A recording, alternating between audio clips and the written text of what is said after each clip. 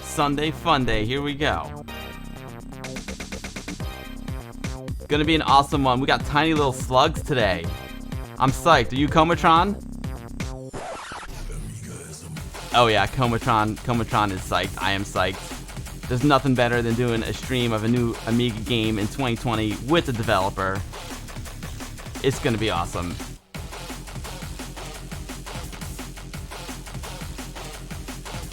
I'm just finishing up the social media blasts. Ernie76, what is up, Ernie? I'm from New York. New York, New York. The city's so great, they had to name it twice. Explorer, what is up, Explorer? Spoonchorn is here. Nah, yeah, I'm from New York, USA. Shimaboo, no need to be scared. This is gonna be fun. Delamort78, what is up? Jost80, great to see you. The real Tony Rocks, rocking it out in the chat. What's up, my man? The Purple Haze Maker is here. Vincent GR, my man, how's it going? Sorry, Spongehorn.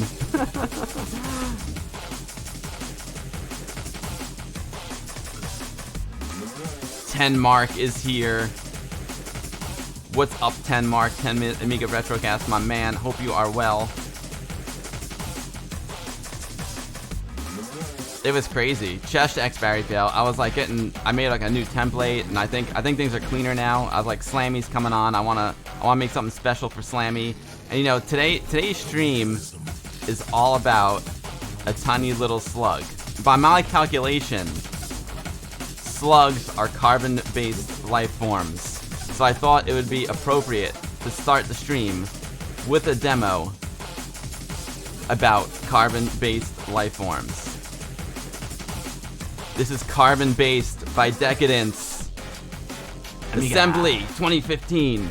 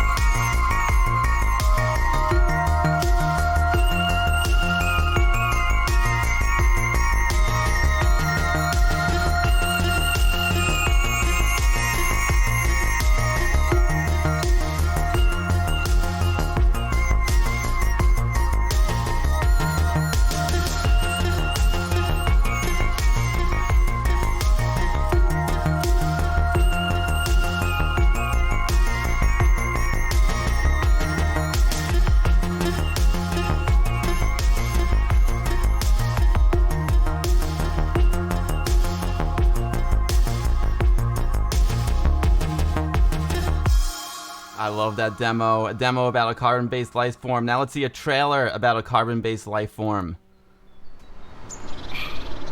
Tiny little slug in the house.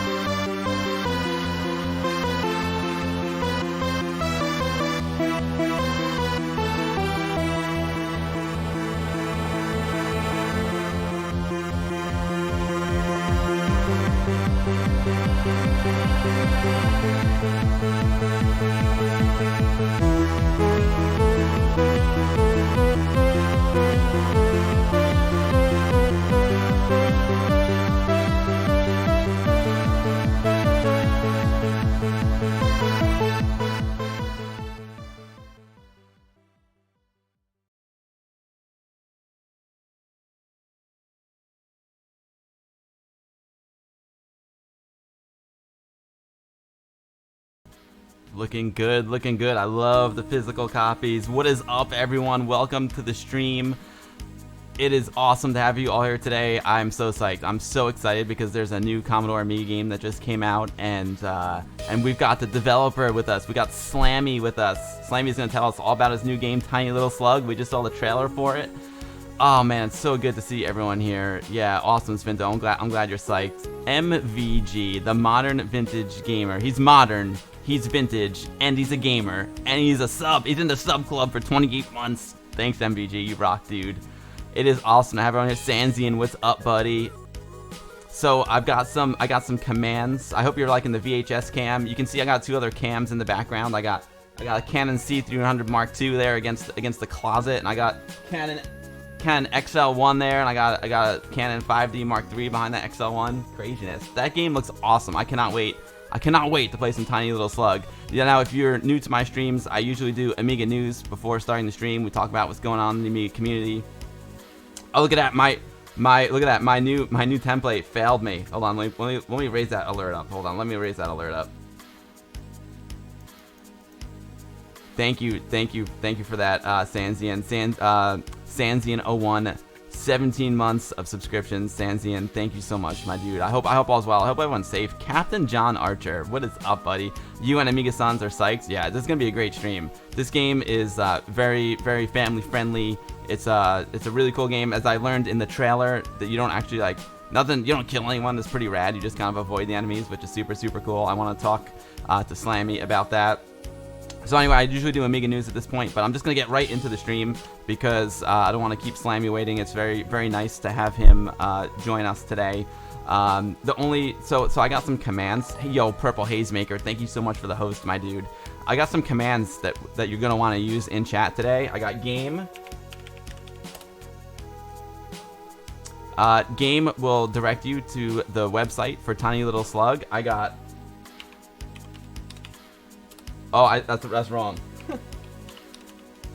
I got a slug command that will bring you to a place where you can purchase Tiny Little Slug, and I think I have a buy command. I think. Do I have a buy command? Yeah, I got a buy command. So if you want to know where to buy Tiny Little Slug, you can do !slug, or you can do !buy. If you want information about Tiny Little Slug, you can do !game. It directs you to the Tiny Little Slug website. Buy will take you to the Amiga Future website. Amiga Future, amazing Amiga magazine, and they are distributors for Tiny Little Slug, which we'll get into in a second. I hope everyone's doing great, man. I hope everyone is safe and sound in these crazy times. Today we'll get our mind off the real world and into Amiga world. Sansian01 says, we at the Future Was 8-Bit are giving away Rodman for everyone to play if anyone is interested to have a game while hunkered down in their retro caves. Yo, Sansian01, that is extremely, extremely generous. If you do !shop, it will drop a link to thefuturewas8bit.com, and you guys can get a free game, man. You get a free game today, too, thanks to thefuturewas8bit.com. Extremely... Future Was 8-Bit is so generous. They are extremely generous people. They are supporters of Westchester Amiga User Group. They donated stuff to our meeting, so thank you so much for all the support there, Tim and Rod. That is awesome. That's super cool of you guys. Thank you so much. Yeah, only thing that happened, I'm just getting warmed up here. Oh, it's download from the itch site, Sansian. Drop that link into the chat for me. Yeah, Rodman is an awesome game. I totally agree. We had a Rodman competition at our WOG party over the summer. It was super rad. Let me see if so I made new templates. As you can see, it failed already at the beginning of the stream. Let me just put this down here. Boom. Okay. So I was making new templates for my stream just because, you know, it's like I had nothing else to do. So let me see if this works. If I do desktop full screen. Okay, perfect. That does work. Oh, look where I am. I also dropped a new video on the Guru Meditation about the video toaster. If you saw my stream like last week or 2 weeks ago, you basically already saw this video. This is a condensed version of it. If you're interested in seeing this video, I'll drop. Hey, be quiet. I'll drop this link into the chat, and then I want to show you. I really came here to show you the other websites, but I'll drop this link into the chat for you.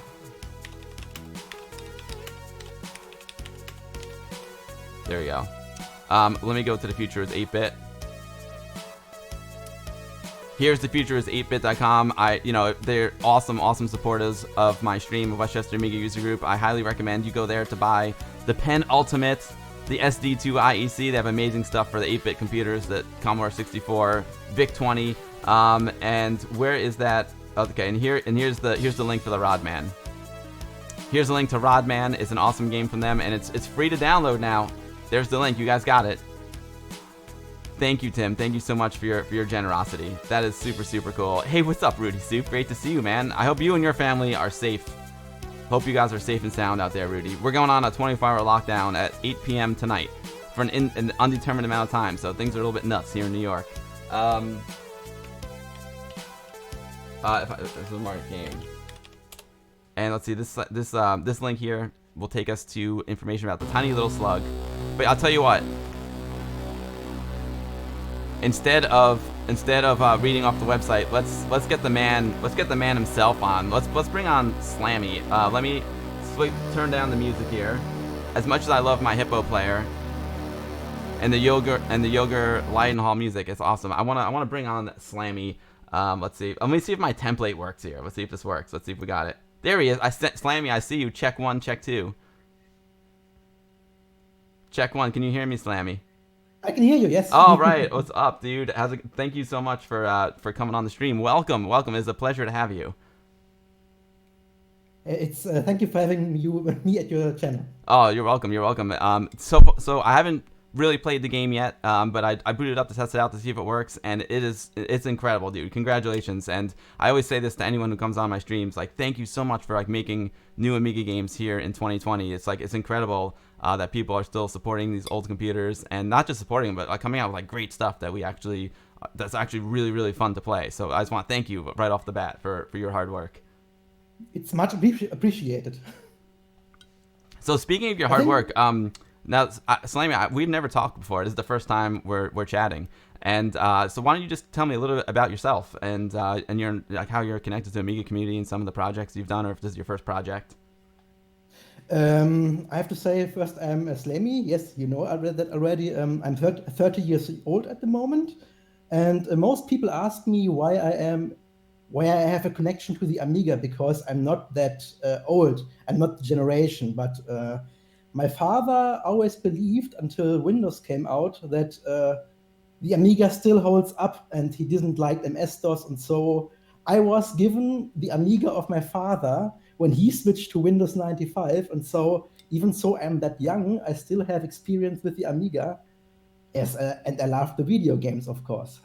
Oh, your dad's a smart man. He's a smart man. Now I've got you by almost 15 years, so I grew up with the Amiga. Well, it's so funny. It came out when I was 10 years old, and then I got the 500 when I was 12 years old. So I did grow up with it, and my dad also got me the Amiga, but we were on a little ahead of the curve there with the 500. But that's so cool that you that your dad gave you the 500 and you preferred it over to Windows. I think Windows, whatever, like it's the most powerful and it's amazing and all stuff, but the Amiga's got personality. Like even like a lot of these older computers like Commodore 64, the Amiga, they've got personality in them. There's some intangible thing about them that like every time I fire up my Amiga, even though it's old, it's got personality, man. It's got like it's a little bit human. You know what I mean?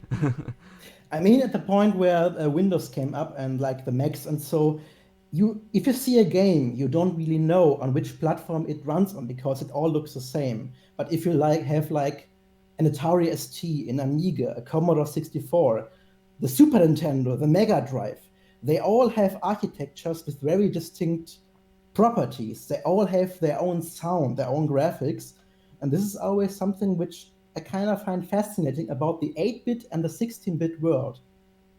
It's very true. It's very true. And I think maybe that is due to some, like, would you say it's due to some of the custom chips? How the Amiga's got copper and blitter, so in ham mode, there's something very, like, each machine has kind of got unique architecture, so that is a byproduct. So unique looking games may be a byproduct of that architecture. I mean, it's not only, I think, look, it's also the sound, because the Paula sound is very unique in the industry because it's a hardware-based resampler, and you really didn't have this in the industry. I think the Nintendo DS has a very similar sound architecture, but the Amiga has this very unique sound, which I always loved. Yeah, I love the sound of Paula, and I had the pleasant experience of meeting Glenn Keller, the designer of the Paula chip, and he's just an absolute gentleman. He's super, super cool. Of course, people would say the SID chip has also got very, very unique characteristics because it's actually a synthesized chip. So big props to the SID chip as well. And I think that's a very distinctive sound. So you grew up, so your dad gave you the Amiga, and did you start like making games right away, or were you just a games player? Of course, I was. When I had this machine, I was just like 6-8 years old, and of course, I wasn't a developer until at that point. My dad gave me a book about Amiga Basic. I don't know the author at the moment, but he just told me, "Here, my son, here we have Amiga Basic. Maybe can do something with it." And I experimented a little bit with graphics, with sprites, and so, but nothing really big. What I have done with this. And later, I became a software developer. So I'm a professional embedded software developer at the moment. And of course, the Amiga is nothing different than a really big. If you have an ARM controller with 32-bit, it's exactly like the Amiga. It's not different. So everything that you do on the Amiga applies to the modern stuff of today. Yes. So it's a great place to start. Yep. Especially if you're into AVR programming or into ARMS programming and do some embedded stuff, the Amiga is exactly the same. You just have your registers where you can work with.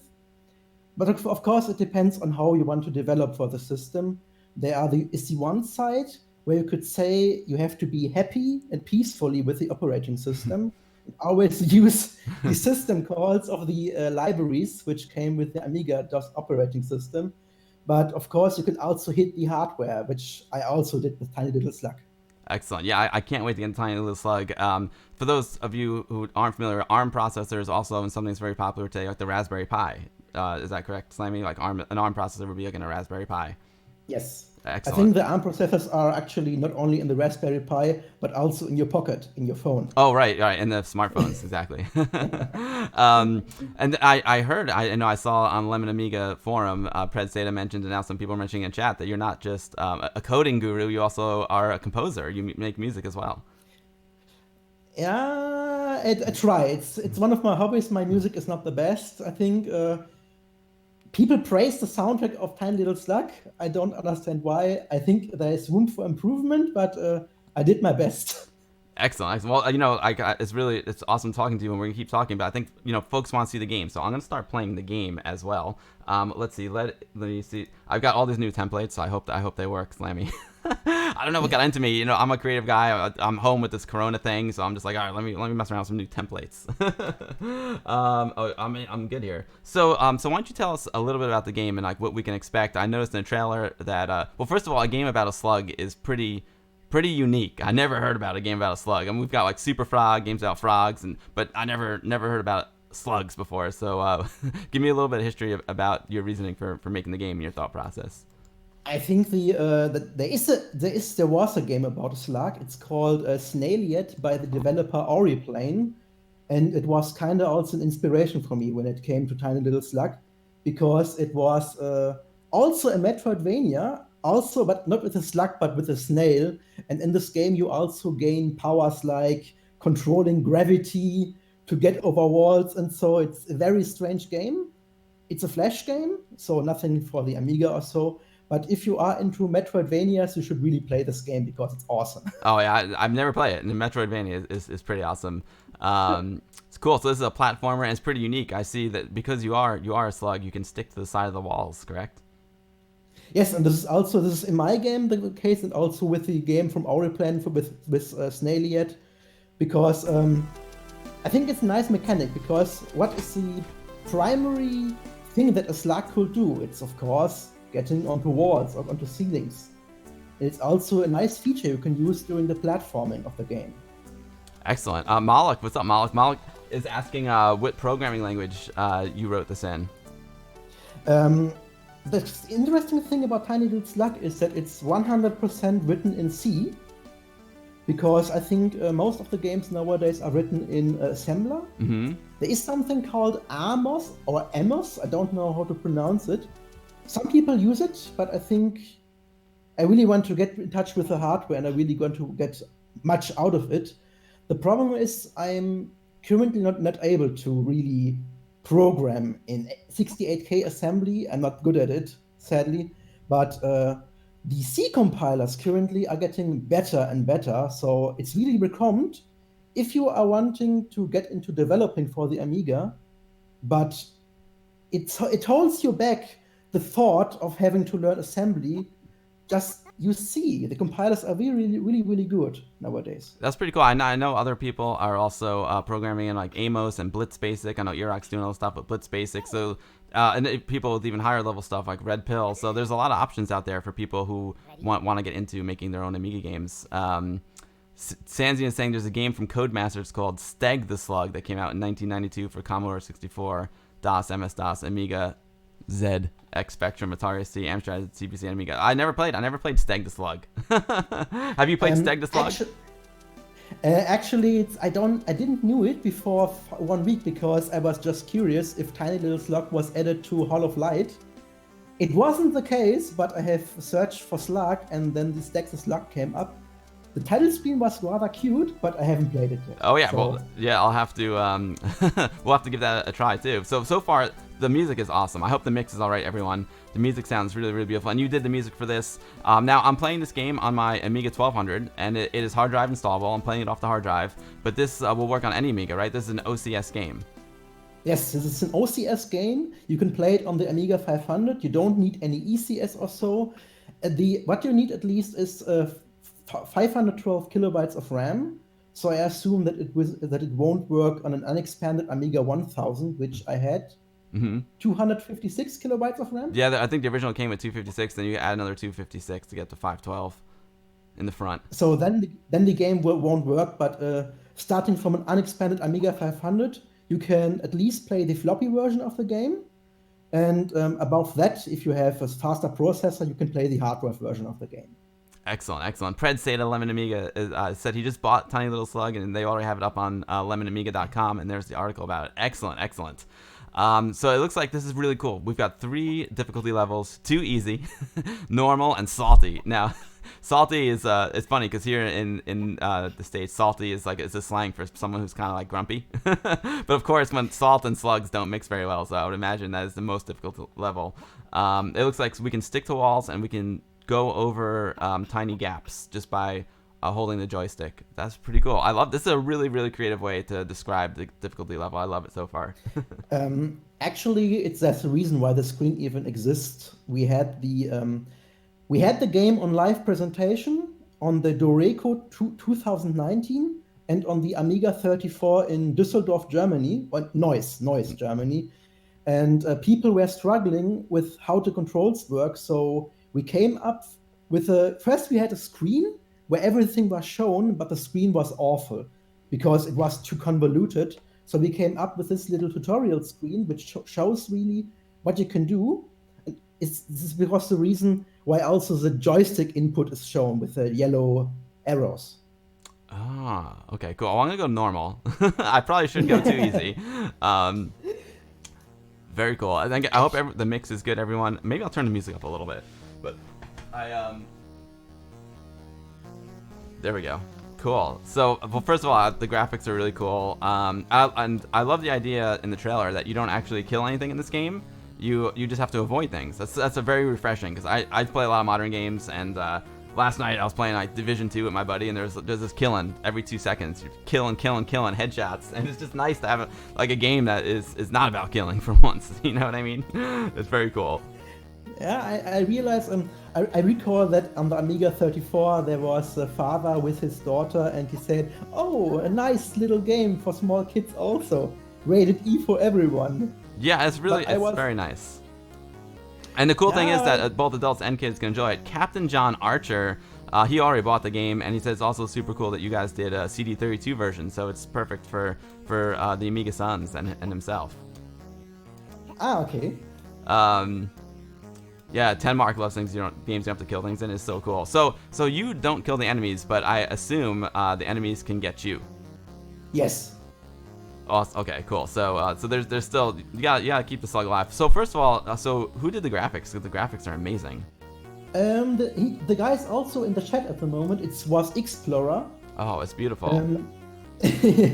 Yes, he really did an amazing job on this. I mean, I love the parallax scrolling here. I love how the actual maze itself is kind of in the foreground, and then like the rocks, the texture in the background scrolls at a different speed. That is beautiful.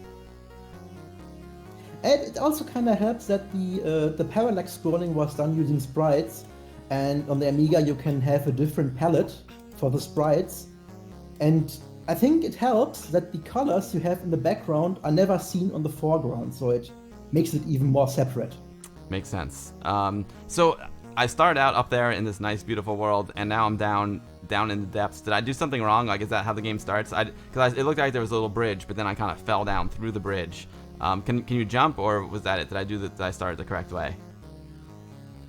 I think you already did the right thing at this moment. I did the correct thing. Okay, perfect. Yeah, great work on the graphics. You're doing good at the moment. You can't jump at the moment.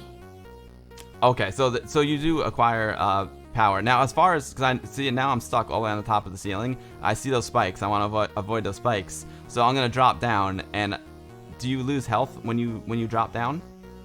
No. Currently, the Slug doesn't lose any health. I think the this section where you are at the moment is trying to teach the player about the rules of the game without shoving it down your throat. So it's very good design. During the start, you have seen that the Slug has fallen a long distance. It even screams like, "Whoa, whoa." And you haven't lost any health, so you already knew that this is possible, and also because there's no other way. You have to go right. Got you.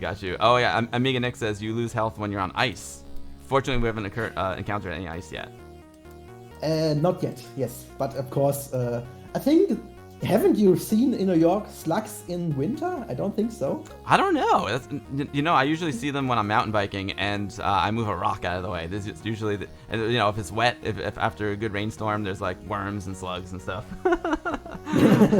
And so like being down in the earth I'm sure there's little slugs at home. I love the design. He's a really cute character. It's very, very cool. Can I get, okay. The design of the slug. Yeah. Go ahead. I'm sorry. I'm sorry too.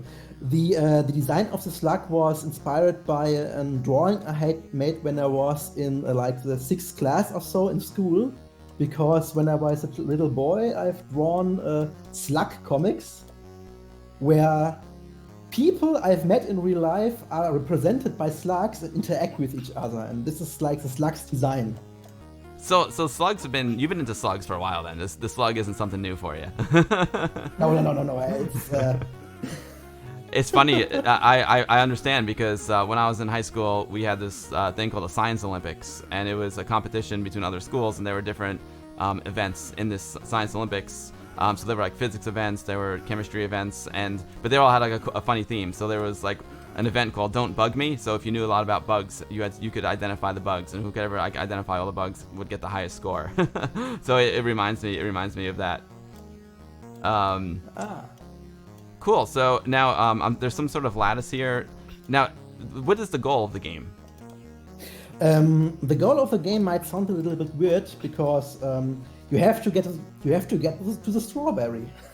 That's the only goal of the game. All you need it's nice and simple. Get that strawberry. And guys, if you have a question for me or for Slamy, please try and do @AmigaBill in the chat, so it'll make it a little easier for me to see it, because I am still Billy and sometimes I miss things in the chat, even though I do my best to keep up. Explorer says it was a little hard to design a slug that was okay for you. You had high standards for the slug, huh, Slamy?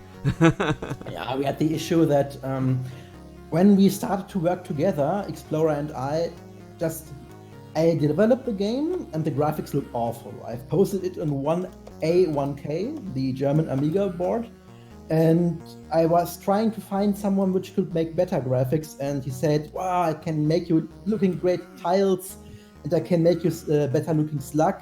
But I wasn't really happy with the slug, and it was back and forth, where we tried to get the slug beautiful as he would accept the slug, but still that I was accepting the slug as well. So it was really back and forth, where he has drawn on the graphics canvas, and I have again drawn until we had this slug at the moment. So you sketched it out on paper and with paper and pen first before you went into the Amiga to do it. For the slug or for everything else? I was talking about the slug, but for everything in general. I currently don't draw the slug anymore with pen and paper. I usually use the program Inkscape. Because it has it's a vector graphics tool, and usually when I use the slug, for example, if I make a birthday present for a friend, I also use this slug to communicate the birthday present. It's kind of like an avatar, you can say that. Right. It's kind of like almost like your logo in some ways. It is my logo. I have a blog.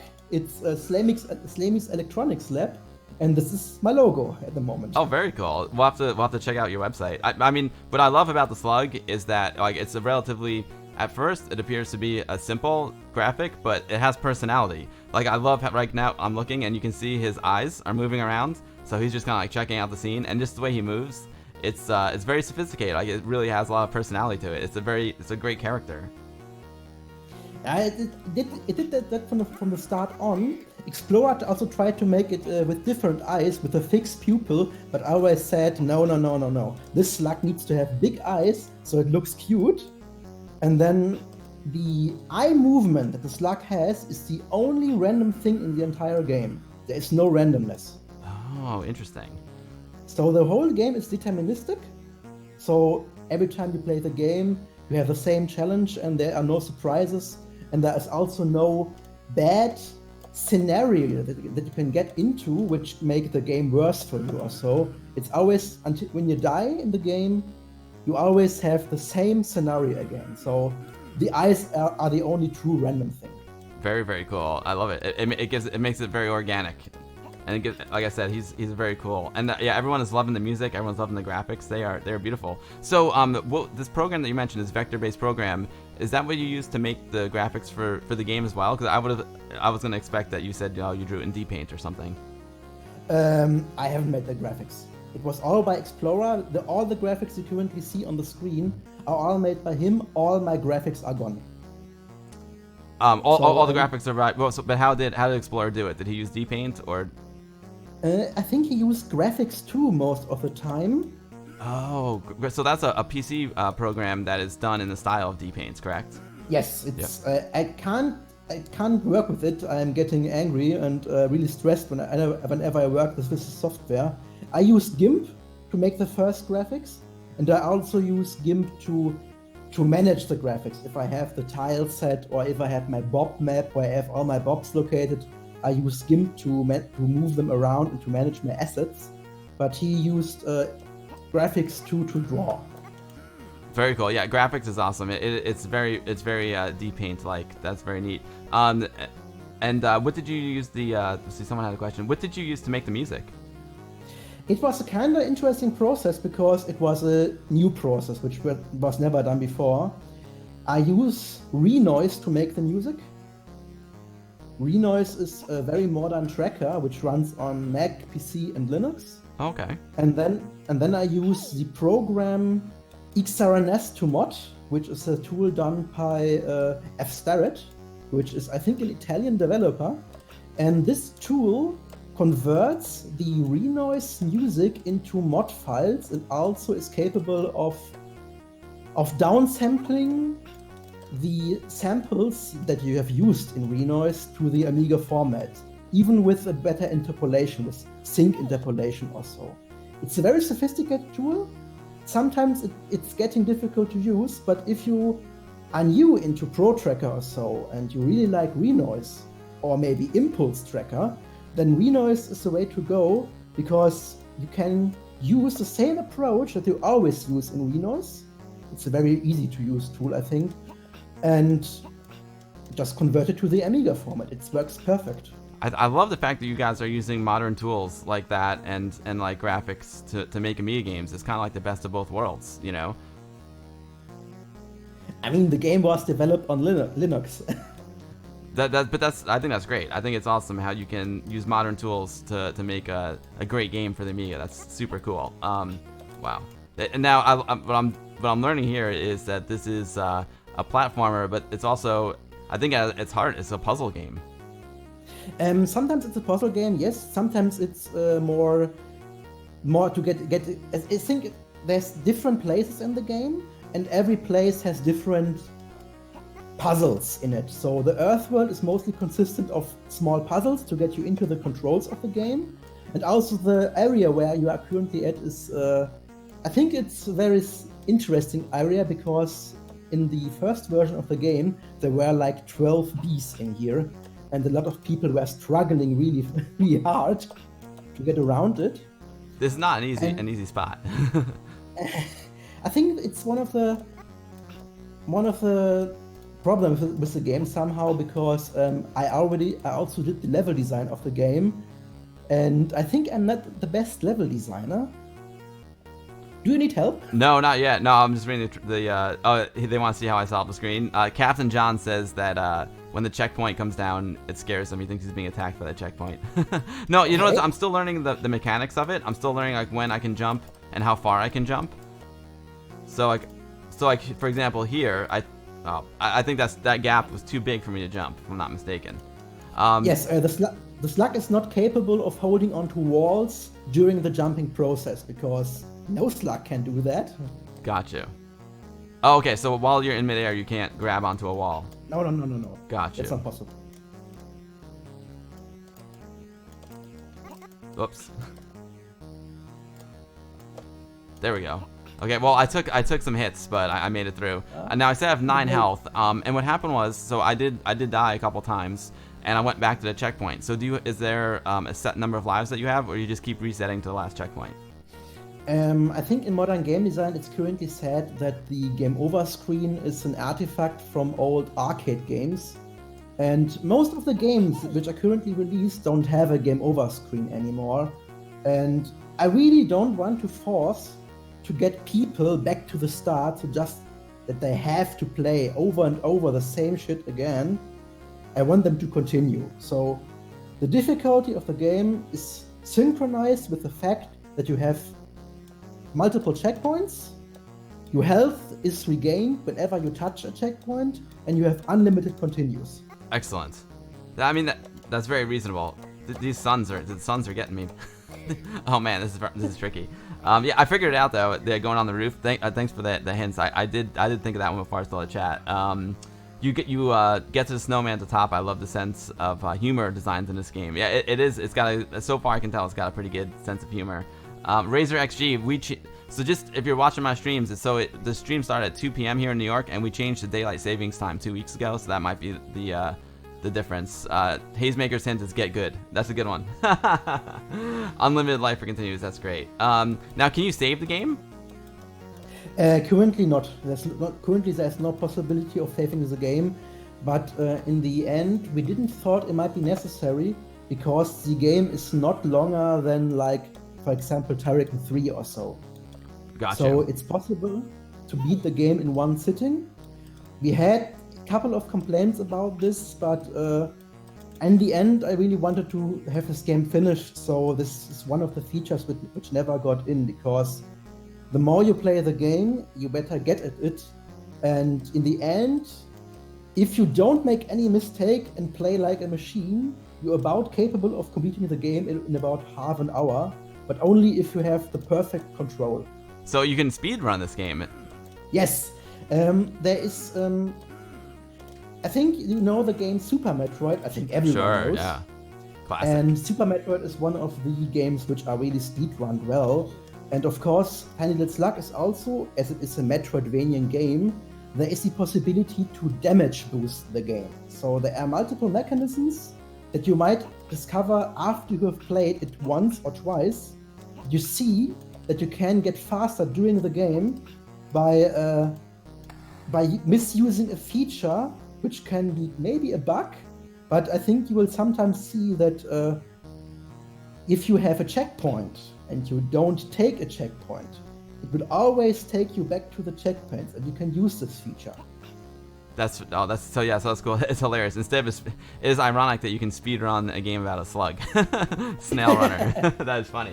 Amiga Nick finished it in 38 minutes. Wow, that's good. Oh yeah, Amiga Bang, it's not a VHS camcorder effect. It is an actual VHS camcorder now. That's my new webcam. It's not funny. I went from like an amazing, like, expensive HD camera, and I was like, dude, your camera looks so good. And then when I did my video toaster stream, I set up the VHS camera, and everyone's like, no way, the VHS camera is so much better. Oh, that's a great question. Captain John is asking if your father still uses the Amiga. It's kind of sad he doesn't use it anymore, and it's even more sad that my father owned an actual CD TV, but has sold it, and it makes me sometimes really angry, because yes, he still likes the Amiga games. He really loved the game Pinball Dreams. It's one of his favorite Amiga games, but he isn't using any Amiga anymore. Understood. Yeah, it's so funny how many of us got rid of things that we regret now. I mean, I think most of us are guilty of that. Okay, yeah, Amiga Nick, I was just wondering about that. So I just picked up a power up, a chili, and I didn't understand what it did. But Amiga Nick says now I won't freeze on the ice. Yes, it also said that in the text box. Right. Okay. Yeah. I guess I was looking at the chat. Tenmark is asking, great sound effects. Who did the digital sounds? The digital sounds are all made by me by using my microphone, my mouth, and a piece of paper. Amazing. You know, one thing that really blows me away, Slamy, is I've had several people on. One of the ones that's coming to mind right now is Michael Borman, who's doing a new game in VIA, and like he did like the coding, the graphics, and the music. And here you did the music and the coding, and I'm just like, man, like these dudes are talented. It's not like you're good at like one thing only. You guys can do like, oh yeah, I can do music, I can do graphics, I can code. You guys are the full package. So you did the coding and the music, but I did notice there were 3 names at the beginning of the game. Who else worked on it with you? Yes, in the end, the Tiny Little Slug project consists of 3 people. It's me, Slamy, it's Explorer, the pixel artist, and it's Ernie76, who did the box art, the booklet, and also the label for the discs, like the CD and the floppy. I also have it here. Oh yeah, let's check it out. That is awesome. That looks beautiful. Let me see. There you go. Hold it up again. That looks great. Okay. Very, very cool. So this is available as a, maybe we'll get into that now in a second. So this is available as a digital download and as a physical release. Is that correct? Yes. You can, there are multiple releases of the game. You can have the download copy, and you can also have the boxed edition, which comes either with a floppy, with a CD, or you can, in the meantime, on the first day, people have contacted the publisher that they really want to have both. So you can also buy both in one package. Excellent. Yeah. So guys, if you want to purchase the game, do !buy in the chat, and we'll give you a link to AmigaShop.org. And here it is, Tiny Little Slug. The classic Amiga game is available on CD, floppy disks, or as a downloadable file. All you need is a basic 500 to play it, though more expanded 68K Amiga systems or CD32 are also supported. It's really cool that you basically support like everything. It's awesome. And let's see, I'm looking at, yeah, so the physical version comes with the floppy disk, the CD, the nice booklet. I don't think I can make the pictures bigger here. But yeah, it looks awesome. And so cool. So guys, go ahead and support these guys. You can buy CD, floppy plus download version, CD version plus download, floppy disk version, and the download only. So download is €19, and then the most expensive version is the CD, floppy, and download version for €32. That's is a nice package. I love not only do I love like new games coming out for the Amiga, but I love physical copies. There's something really cool about having a game on your shelf with beautiful artwork and beautiful packaging. So great job, Slamy. This is cool. I'm loving the game so far. It's great. I hope so. We were doing the best we could. Does the game include a Slug toy? Oram is asking. There really was a joke for me. I've made on the A1K forum. I've asked the question, "How do you guys want your boxes?" And I have made some suggestions like having the box of Command & Conquer Red Alert, or of StarCraft 2, or maybe of all the Amiga games, and everyone was like, come on, make a box like the previous Amiga games. And I also made a joke answer, so I can see the result of the poll without making a choice. I've added the golden slug, which can hold the floppy disk in its mouth. And I've also written a slug made of gold, and nobody realized that it was a joke. So in the end, so we were expecting this. Yes, people were expecting. There were actually communication in the thread, where people asking, where did this golden slug come from?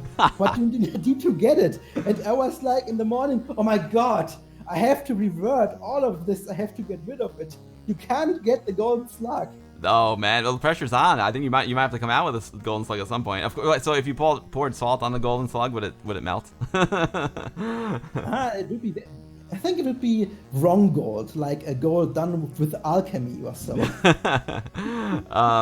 Ernie said making the cover art was fun, but the first concept looked terrible. Now he's happy the way it is. As an artist myself, that's usually the way it goes. There's always like a first draft, and you're always improving on it. I have photos that I took years ago that I'm still editing to this day, because I'm all like, I think it could be a little better. It's the frustration as the artist. Like, when do you stop? I think this is always a problem, because in the industry we call it the 80-20 issues, because after 80% of time, after 80% of work, you have spent 20% of time, and then it's like a curve where you never reach 100%. You will always spend more time, and the amount that you improve, even so, if you put more and more time into this, you don't get any better, sadly. That's true. There's a point of diminishing return. Yeah, thank you for making a digital version. 10 Marks ordering one. Amiga Nick says you did fantastic, high quality game. Yeah, this feels like this is a AAA quality game, and it feels like it as well. Congrats, dude. Everyone needs to buy this game. Everyone whose devs have a tux deserves their games to be bought. Nice. The manual. Yeah, I don't have the manual here, but Slamy, let me see.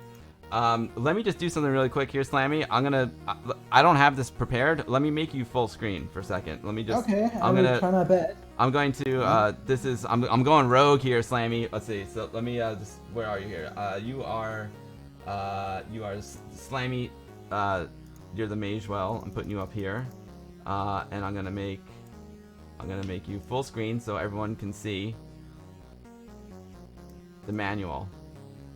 And so yeah, just hold it kind of, and I can do this. Hold on, transform, reset, transfer. There, now you are full screen, so we can really see the manual.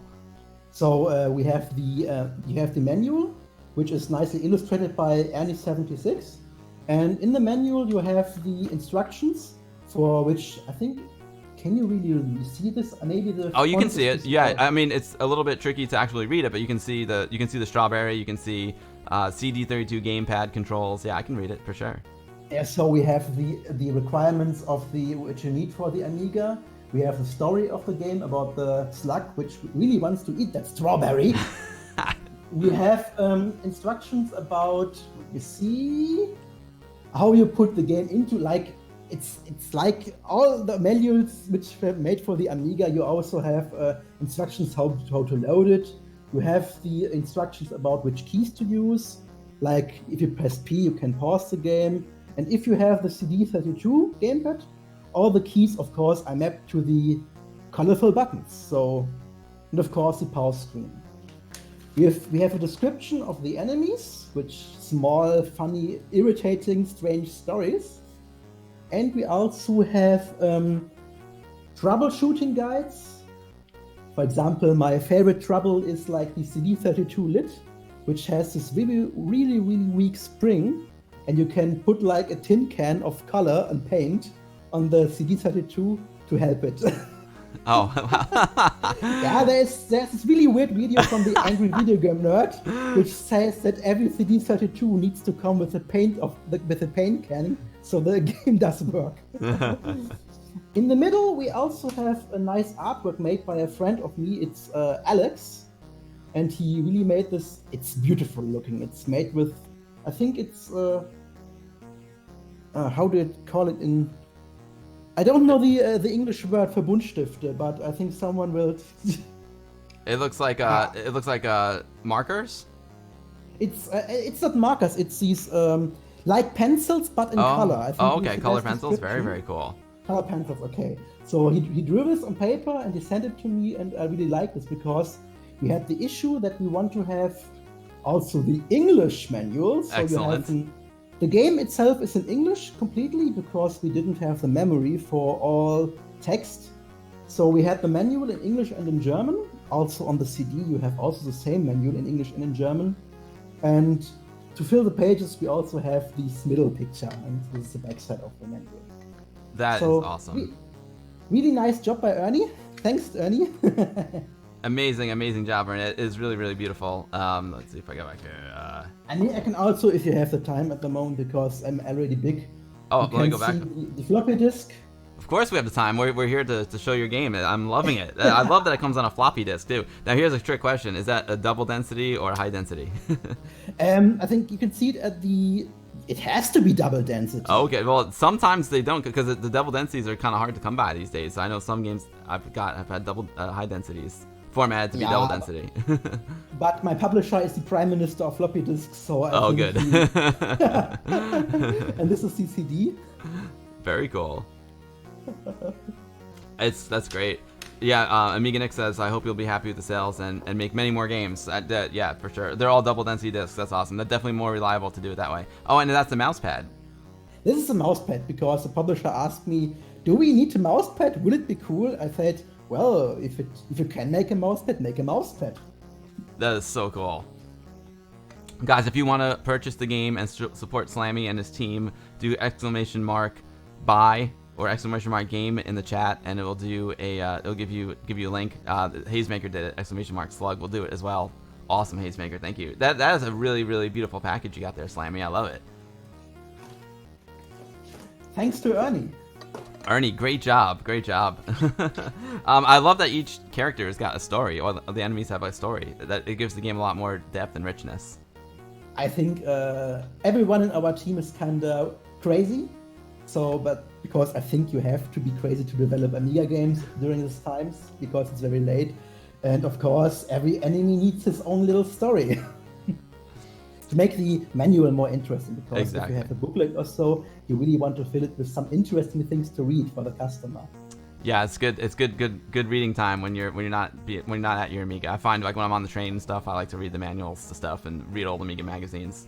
People must think I'm crazy when I'm sitting there reading like an Amiga magazine from 1990 on the train. Pred Sate is asking if you have that CD version with you. I just saw it in your hands. Yeah.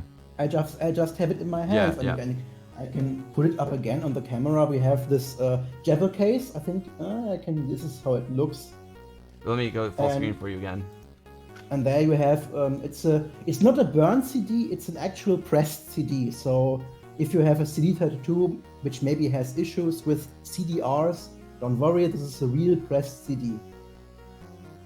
That's awesome. No, the only reason why I brought up the high density thing is because I'm just saying there's some things that I got recently that come on a high density disk, even though they're formatted double density, because the developer didn't have a double density disk, because they're hard to come by these days. I know I was on my toaster stream. There's like 45 floppy disks to do the install, and I know people who have been like erasing their toaster install floppies because they need double density disks. So I'm like, oh no, I don't know if you want to do that or not. You might regret that. I know it's available on CD and whatnot, but when I was at the Amiga 34 convention, I have won the game of Rygar, and it also came on the HD, but I was kind of confused that it even works. So I don't really know what you have to do to make it work. Oh, that's probably what I was thinking of. Yeah, Rygar is amazing. I love Rygar. I think it was Mick Geezer. That he's probably the one I'm thinking of. Yeah, no, it was a trick I used to do all the time. I used to use because high density disks in my Amiga all the time. I would just format them as double density, and it's definitely less reliable. Much better to have a double density disk, but it works in a pinch. The jewel case, Amiga Future saying the jewel case is in the boxed edition. Pred Zeta wants to see the booklet for the CD. You got it, Pred Zeta. There is no booklet for the CD. If you buy the CD version, you get the real big booklet. So there is one booklet for both versions. So you don't have to put me on screen. I think I can show the contents of the box if you want me to. Sure. So if you buy the box, you get a moment, please. So you have it's all in one box. Well, no, I mean, yeah. So it all fits in one box, and the Jewel case only contains the CD itself and only the cover, the label.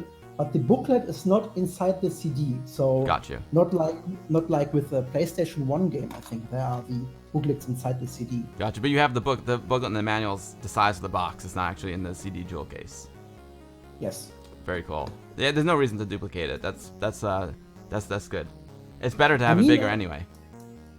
Yes, this is also what I've experienced by making the poll on the Amiga forum, because I wanted to see what do the gamers want to have with their box, because I think Amiga gamers are all about their boxes.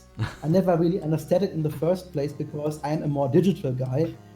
If the player wants their boxes, they get their boxes.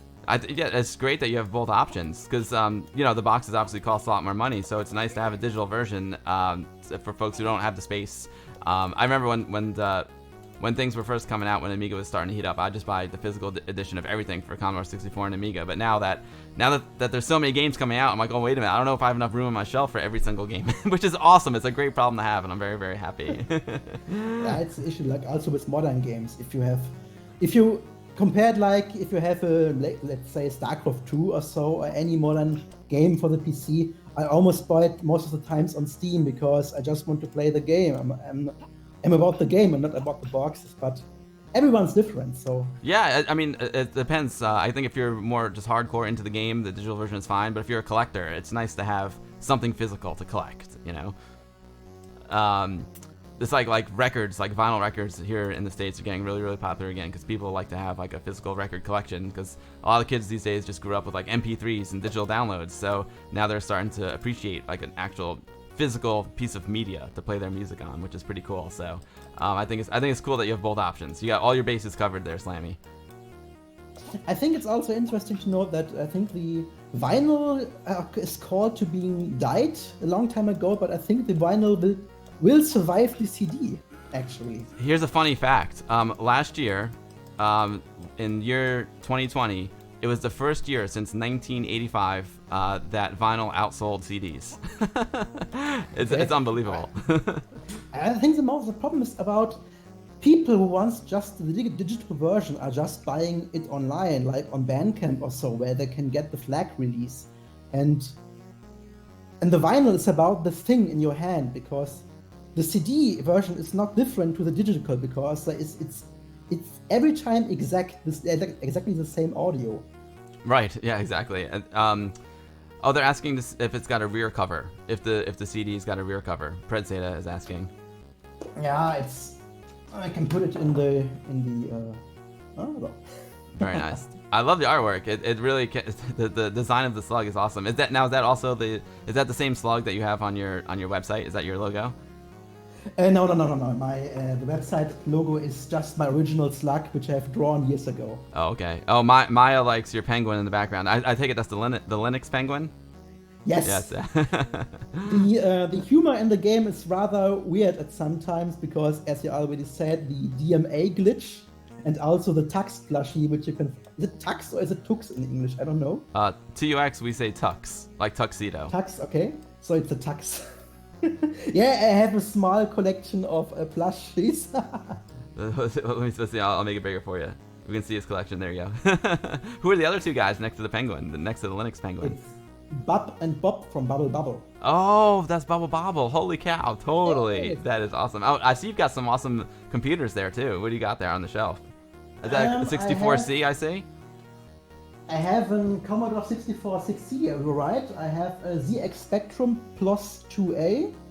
I have an Amstrad CPC 6128. And I have an Atari ST 1040 STFM.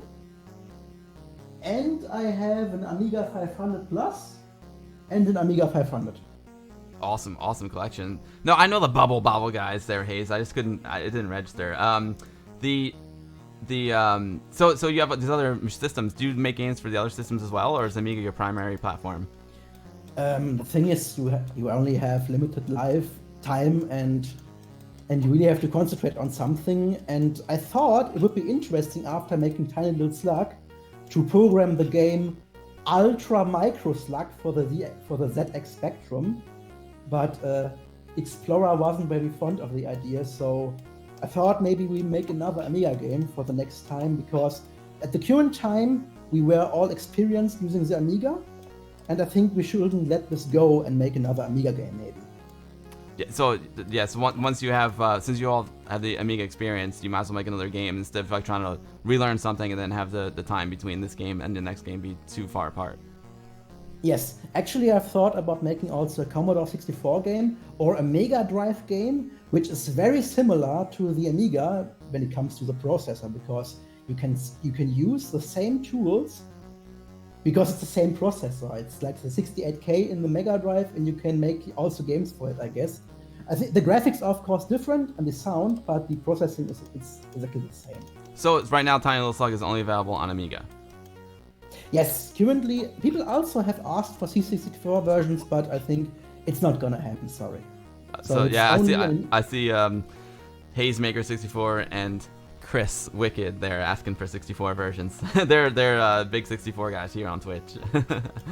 Yeah, I think the problem is the C64 already gets lots of love, and the Amiga doesn't get this much attention. So I think at the moment I don't have any statistics, but there are much more C64 releases than Amiga releases. So maybe the machine is more complicated to program for. I don't know. A few guys who I had on before mentioned that it is, you know, with the custom chips and all, it's a little bit more difficult to make games for the Amiga and more time consuming. So that could be one of the reasons. Also, so many people have the Commodore 64. So thanks for making games for the underdog. So is this Super Frog? This guy looks like Super Frog here. You have to ask Explorer about this. I just wanted to have some character which is sad, and he made this frog sometimes because the relationship with Explorer is really funny, because I asked him for graphics, he made the graphics, and then he was like, dude, we have this new graphics I just made because I was bored. Do you have use for this graphics? And so lots of graphics came into the game because Explorer just had so much time, as it seems. Very cool. He reminds me of Super Frog. And Explorer says the next game you guys are going to make is going to be AGA, which is going to be super cool. I love how many of the developers that came on here are, you know, professional developers like yourself, and they're basically taking all of the new techniques that they learned and all their experience and going back to Amiga and like pushing Amiga to places that we never imagined it could be pushed to. So I'm excited to see like what you guys do with AGA. I know I don't know if you know like Michael Parent when he came on to demo his new OCS game. That looks stunning, and all this is stunning. I got for OCS this looks incredible. I mean, you guys are doing incredible things. Now I know. Okay, so I need to find a tux for this frog. There's a question mark here. I can't seem to do anything with the question mark yet, so I'll just kind of keep going. Oh, there's another slug. Is that a lady slug? Slugs are hermaphrodites. Oh, okay. Shows you what I know. Shows you where my head's at. I may look like a slug, but I used to have a shell. Please help me find it. Okay, so we need to find a tuxedo and we need to find a shell. Nice. So I was not on the bug team in the Science Olympics. All right, so we need to find a shell and a tux. Now, when you were saying tux, does that really mean like a tuxedo, like the penguin behind you is wearing, like a tuxedo? It's the penguin's name is Tux. The penguin's name is Tux. Oh yeah, they say penguins like it looks like they're wearing a tuxedo. It's a Linux penguin. Yes, but I mean in the game, what we have. He said he needs a tux. The frog wants a tux. Ah, okay. Yeah. Ah, okay. So no, this is just meant to be the penguin. It's not about the tuxedo. Oh, okay, got you. Now I'm trying to climb up here. Is this just me having a problem getting up, or can I not go up on the roof there? The slug can cross these sections because you are not capable of having the muscle power to get around this corner. Got you. So you have to find another way, I guess. You love that main riff off the music? Yeah, it's cool. I love that it has got in-game music as well. I mean, I understand why people don't do in-game music so they can have the extra channel sound effects, but I love the in-game music. I think it's rather difficult to have the limitation because I don't know why early Amiga games have used only one, but I think it's about the algorithm you may need to filter out the music channels to get the sound effects into it. But this is currently not an issue because I think that most Amiga games that come out today use the sound engine made by PHX, which is also a German developer who made the game Trapdoor? I don't know the name again of the game. Maybe someone in the comment section knows it. It's just write a little comic character, and he made also the whole sound engine for this game. And like the game Invia also uses the same sound engine that Tiny Little Slug uses. And the nice thing is that it has an algorithm which can cancel out music channels in case you want to play sound effects. Ah, I see. Wow, I love how the music changed here. I'm in an ice level now. I hit a checkpoint, I got health, and the music changed. And oh my, wow, there's more levels of parallax scrolling there. Yes, every world has a different parallax scrolling technique, so it makes the world more indistinguishable. Oh, my English is so awful. Your English is on point. You're doing very extremely well, Slamy. I really appreciate you coming on today. Look at that. So the icicle, it falls down and then it reforms. So there's a cooldown period for that icicle. That's very cool. It looks awesome, didn't it? That looks really, really cool. I love it. And there's such a variety of enemies. So you said there's 4 worlds. So I guess the first world was the one that was up on top. And that was the outside world. And then we were underground, and now we're in like an ice world. So those 3 of the 4 worlds. Yes. So we have the themes Earth, Ice. We have fire, and we have an bergwerk. I don't know the English word. It's got earth. The elements are like earth, fire, wind, and water. No, it's not. No, wind, it's wind, not earth, wind, and fire. They're a band. it's not about the elements. We have the 4th world is just like the Earth world, but with a different topic in mind. So. Yeah, the ice part is Explorer. The graphics are gorgeous, man. It's incredible. I love. You know what I really love? I love how there's like a library of books underneath as well. It really sets the stage that you're like. I don't know. It gives a whole nother dimension. It's like almost like you're in a world right next to another world. I love it. I mean, it's like it done in every Metroidvanian game, like in Super Metroid or so. You always have multiple worlds which are interconnected at multiple join points. And it's also the same as Tiny Little Slug. You are in a different world with separate enemies. Oh yeah, so in Spongehorn, the pupils he mentioned before, they do move, and it's the only random thing in the game. It's the only thing that's different every time you play the game. Yes. But I love they're so cool. Yeah, I just like it because I think it kind of shows that the Slug is looking around, and you may also feel like more with the character, because people complain sometimes that the Slug does not have a name, but it doesn't need a name. You are the Slug, and you are looking around.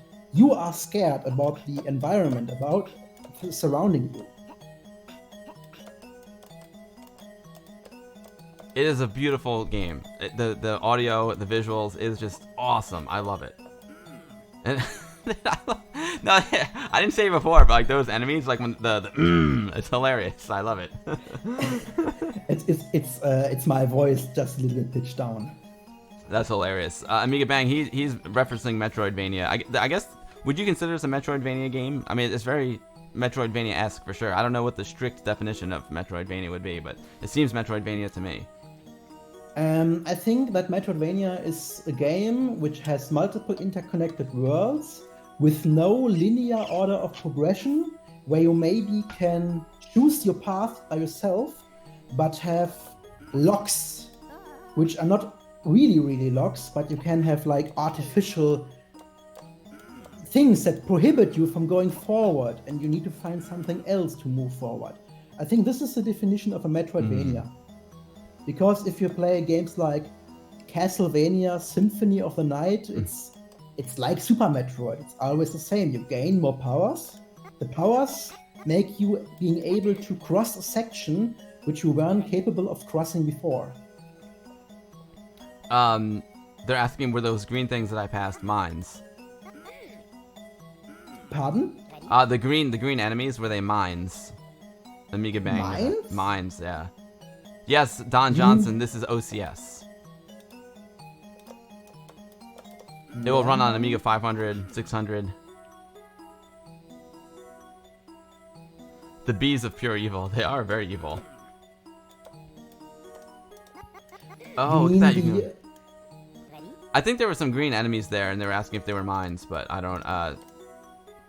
Usually mines are on the ground, not climbing up on the walls. Oh no, these are just a little bit hints, so you can go there in the end. So you just have, I don't know the English name for it. It's a thing you get when you win something. It's a prize. A prize, yes. Prize. So it's just some graphics that you can see, so you know there might be something there. So I think one of the goals of the Metroidvania genre is to give you a hint that is something there that you want to come back later on. Makes sense. This is a great point. Amiga Nick is saying that there's an online high score table for this game, which I didn't realize. That's very cool. I think we didn't really advertise the game with it because I don't think this is a selling point. But this is an Amiga game. If you have an Amiga with like an Miami installed and you have a network card, you can upload your high score from the game inside. So that's so cool. So now I'm just curious. Like, how do you actually get a score? Because like so far, I know I've gotten to checkpoints. I've got unlimited lives. How do you get a score? And how do you get points in this game? Press P, please. Oh, it's based on time. Yes. Got you. So the faster you do it, the more points you get. Yes, exactly. Like on Super Metroid, it was always that you have. I mean, in the end, Samus Aran always gets more and more naked or loses clothes. The less time it took you to beat the game, and it's also with this game that you have the lowest time is the highest score. Gotcha. That's so cool. So I'm gonna have to get my 1200 online. I've got a network card for it. That's so cool. That is awesome. You don't have to get online if you don't have a network card or you play the floppy version, which of course doesn't have access to the network driver. You get a score code, which is like an encrypted code, which makes it capable of posting the score online without really manipulating the time. That's brilliant. That's just like Reshooter does that as well. Okay. I didn't get a code. I have completed the game, but I didn't get a code. Oh yeah, Reshooter's got an online high score table. Also with network card? No, it's like you were saying. It gives you a code, and you put the code in. You go onto a website with a modern computer and put in your code. Richard, I have beaten you in this one.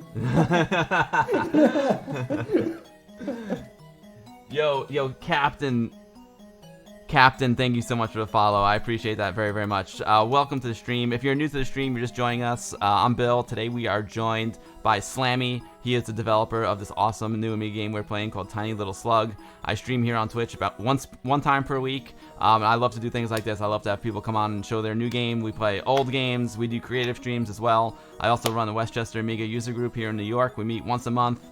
And I got a YouTube channel with my buddy Anthony that we do as well too. So welcome. Thank you for coming. Don Johnson's asking, is it 2 or 3-bit plain playfields? In the original demo, which was released during like winter 2018 or so, it was a 5-bit playing game. But I have soon discovered that the DMA couldn't catch up because the sprite parallax in the background is just too much for the copper, and it takes a lot of memory access out of the system. So I had to get back to 4-bit planes. But Explorer could also work with it. So I think most Amiga games use 4-bit planes. Hazemaker says that supporting a networked Amiga is brilliant. I agree. It's freaking awesome. Because it's hardcore to go online with the Amiga, you know? It's like, so it's nice to give those folks a little something. It wasn't that difficult. It was developed in one day, actually, because if you program the Amiga in C, you can just use like Linux socket code and just copy and paste it, and you have it. Oh, that's cool. That's right. What's up, Amix312? Yeah, Silver Streak. Yeah, he did beat Reshooter. I've beaten Reshooter as well. I'm somewhere on that high list. I was like in the top 20 at some point, but I probably got bumped off now. Oh yeah, Sponchorn. You'll get there one day. The WOG meetings are a lot of fun. So yeah, these bees are tricky. I need to learn their patterns. Here we go. Yeah. There we go. I'm hoping for a checkpoint. Slamy out. I need a checkpoint bad, Slamy. I got a quarter of my health left. You get a checkpoint if you... I mean, we have like 7 seconds delay or so, I assume. Yes. So I can't really see where you are at the moment, but don't worry, you will get a checkpoint. Interesting. Oh no! Yeah, you have to get to the right, then you have your checkpoint.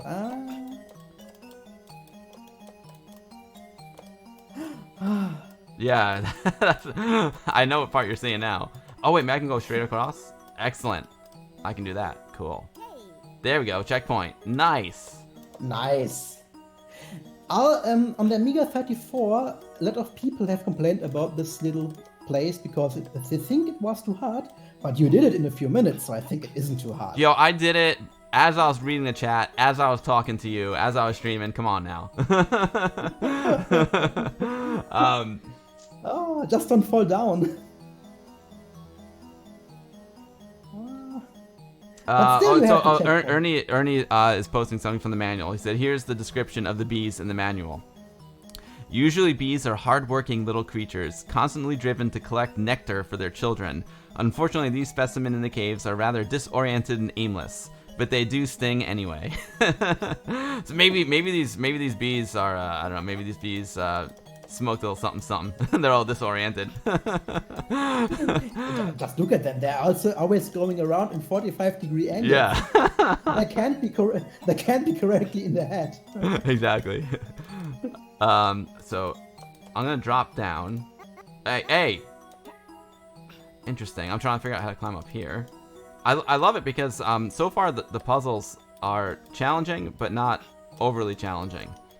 And you have to drop down at this position because you have to. You don't want to fall to the right. 48k RAM. You can die an unlimited number of times. It resets you to the last checkpoint. You know, obviously, the time. I guess the timer starts. When does the timer start? Exactly. Just right at the beginning. The timer is synchronized to the gameplay. So if you press normal and you spawn on the top left of the Earth world, this is a 0 point. So whenever you pause the game, the timer also gets paused. Whenever you read a dialogue with an NPC character, the game is also paused. So what actually is measured here is the actual gameplay time without any miscalculations at that point. So if you're making a pause, you don't get a bad score for that. That's cool. Everyone needs a break, even the speedrunners. There we go. And I also like how the inertia like pulls you further along depending on when you drop, how fast you're moving. You'll drop either further to one side or the other. Captain John's asking, is it a bug that there's no hit points while at the checkpoint? It's not a bug, because you see, if you are on top of the checkpoint, you don't get any hits. But it's also the same with the rule, if you have like lower health and you touch a checkpoint, the slug doesn't say yay, like usual, but still your health gets reset to 99. So it's not a bug that you don't lose any health. It's a feature. I think it's a really nice feature, because I hate it when you spawn into a place and you just get like wiped out immediately before you even have any sort of orientation. So I think it's nice. It's a nice place just to take a breather, you know. Oh, that's a bummer, Maya. No worries. There's always the VOD. Don Johnson wants an AGA version.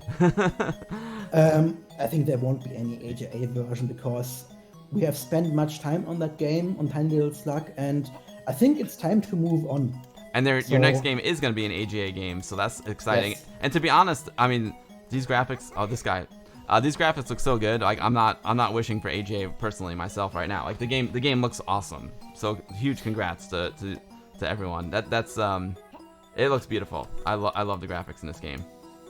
The development goal during the start of the game was to make a game even for unexpanded Amiga 500s, and this was also the limits I have, because I wanted to have games which run also on the original machines, not only for the newer ones. I think that's really, really cool. Like pushing the original Amiga 500 to the max. I don't think I'm gonna be able to get up here. I don't think I have the strength yet. Now, is getting the strength to crawl up like that, is that an upgrade? Will I eventually get that strength? No. But you have a different strength which is similar. So okay. You have to be on the top, and then you have to press down. So oh no, not there. Yeah, some people asks for a kill yourself button, but this went never in the game. So you can of course kill yourself to get a game to the top, to the checkpoint, or maybe also just get there. Yeah, I've wiped a few times. Let's see, how am I gonna get up there? Because I can't quite make it. I can't quite make it to that guy. Let's see. You have to be on the top and just drop down. Of course, without the B there, because the B hurts you. But just press down. On the top and drop. You don't have to go to the side. You just can be at the same position to drop down onto the block, the single block. Oh no, run! Now that's the question: is how do I get up there? I mean, I think I'm supposed to be going the correct. I think. Oh, if I drop down onto that. Oh, it's right. Okay, I got it. I think I see it. Now this is interesting. Once you engage your character though from the checkpoint, you can take damage. See right now, I just wiped. Yeah, Pred Seda, I love the palette as well. What's up, Big Gum? Hello from New York. Amix312 is just messing with you. He said we need a Ham 6 version. Actually, there was the title screen in the demo version was an actual picture of a real slug sitting on a mushroom, but I couldn't left this in the game because licensing issues, because it was an official photography from a photographer, and he didn't want to give me the license for the photo, so we had to make a different thing. Oh, that's a bummer. You should have told me. I would have taken a photo of a slug for you. I'm a photographer, so yo, Hazemaker, thanks, man. I appreciate it. I'm glad you like it. I'm experimenting with different overlays. See, I also got this one. I did. Where is this it? See, I have it without the monitor too, if you want to see the game bigger. But I'm a visual guy. I like because now I have these JVC monitors, which are awesome. But I want to make sure we have the 1084S. Keep it Amiga, you know.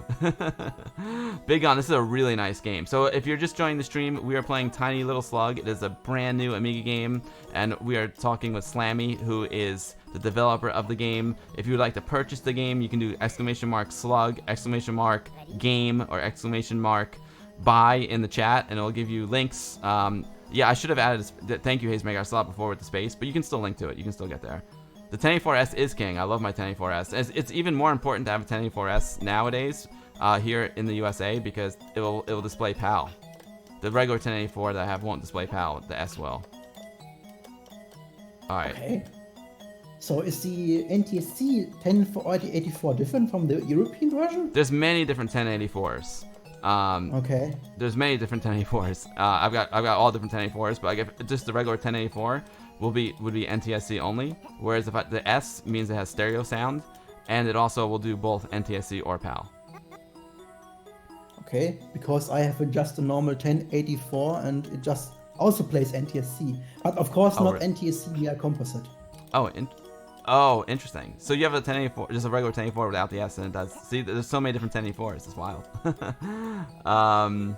Yeah, there's different 1084Ss as well. There's so many 1084s. It's crazy. It's very confusing, and they all look dramatically different as well. All right, let me figure this section out. Here we go. I need only falling straight down. I need only falling straight down. So let's see. So you made the section? No, I didn't make it yet. I'm not sure like what Okay. I'm not quite sure what. Here's the thing. I'm just kind of exploring. I'm not sure exactly where I'm supposed to go. Like I was climbing up to that point, but I don't know if that's really my goal. I don't know if I really need to go there. I'm just gonna wipe here because it will put me back up at that checkpoint. Ready? I'm ready. So You could have just killed yourself at the bottom. yeah, that's right. Yeah. Ready? At the place where you always die through the beat, don't die but fall down. I'm going the correct way? Okay. I think you have to be really fast at this place. There are two options, I think. You can let the bee go by and then just do it slowly, or you can be really, really fast. So I fall straight down, but then that's what I don't get. Is I fall straight down, but I just go back to where I was. You just fall straight down. You can get yourself hold, drop just by pressing down. If you press down, you can fall from the ceiling without moving right, and you can you can just press. I didn't know you could do that. But I'm still confused because like I still don't know where I'm supposed to go. Okay, You know what I mean? Like, I don't know the- what my goal is here. Like I'm trying to. I thought I'd want to get up to the upper right there. So let's see. Okay, that goes straight down. Oh, I got it. There we go. Now I got it. All right, I got it now. Sweet. That's what I love about this game is the puzzles are tricky, but they're not overly tricky. Like I was playing a new game recently, which I guess is a Metroidvania type of game. I don't know. It's called Celeste. It came out a couple years ago, and it's an awesome game. But man, some of the puzzles are just like really hard. And after a while, it's just like, all right, I'm gonna play something else now.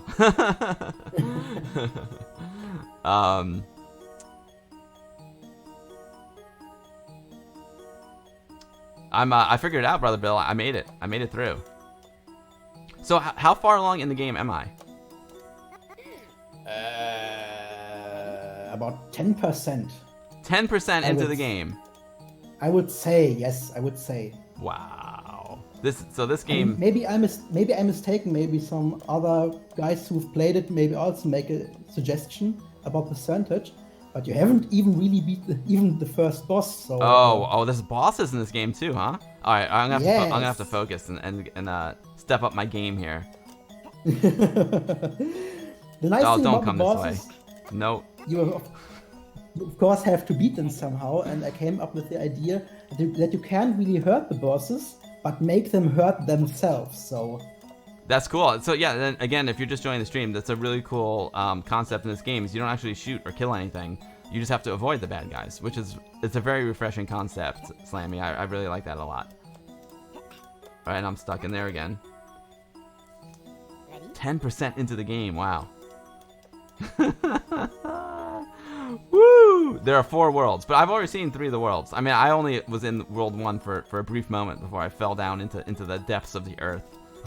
yeah, but there's still content in the Earth world, and there's still much more content in the Ice world, which you haven't seen yet. Oh, I thought I was in the ice world. This is not the ice world? Much more content yet in the Ice world. So Oh, wow. you haven't seen everything of the Ice world. Yeah, Sponge, I guess you like Fire and Ice. That's a good game. I haven't even played this game yet because I didn't knew that it existed, but I think it might also be a good game. Fire and Ice? Yes. Fire and Ice is really good. It's really difficult. And they have a Christmas edition too. Is it more difficult than Terrakin, or is it on the same It's level? more. I think it's harder. But I haven't played. Oh, I haven't played Fire and Ice that much. But it's a very hard game. I'm trying to learn the patterns here. Trying to learn the patterns. You were thinking about Fire and Ice, Sponge? Yeah, totally. This reminds me. The color palette reminds me of Fire and Ice. All right, I keep going up there, and that's not working. Oh, there we go. Oh. Okay, I think I'm gonna let him fall, and then. Of course, you can also play with taking hits. Like if you at the moment you're playing in normal, and in normal mode, it's still possible to pass maybe 1B or so if you are fast, because currently in this game the damage is calculated by frame, like in the first 2 Terrakin games. And of course, you can also maybe go through a B if you're curious enough, or have enough courage. I meant to ask you that before. I meant to ask you because there were definitely 3 different difficulty levels at the beginning, and like how did you manage that? Right now I'm playing on the normal difficulty level. So you're saying that the bees will give out more damage on the harder level? Yes. And are there more bees? Are there more enemies as well? No. The game originally, my thought was to have a fixed difficulty setting, so there isn't not the possibility to select anything. And the second difficulty, which was added to the game, was the too easy mode. A friend told me too easy would be very harsh because it would say that the players are dumb, but I still left it anyway. And the too easy mode decreases the damage done to the slug by half. And in the end, the publisher asked me if there would be a possibility to have an even better challenge for the really hardcore guys. And then the pour the salt all over me mode was added, with a name much too long. So it was shortened to Salty. Salty, and in the Salty mode, yes, it's a joke on people getting rid of slugs with salt. And in the Salt mode, you have insta-death. So you're not allowed to touch anything. Wow, that would be extremely difficult. Yeah, you can use the CD32 pad on Amiga for sure, Slayback.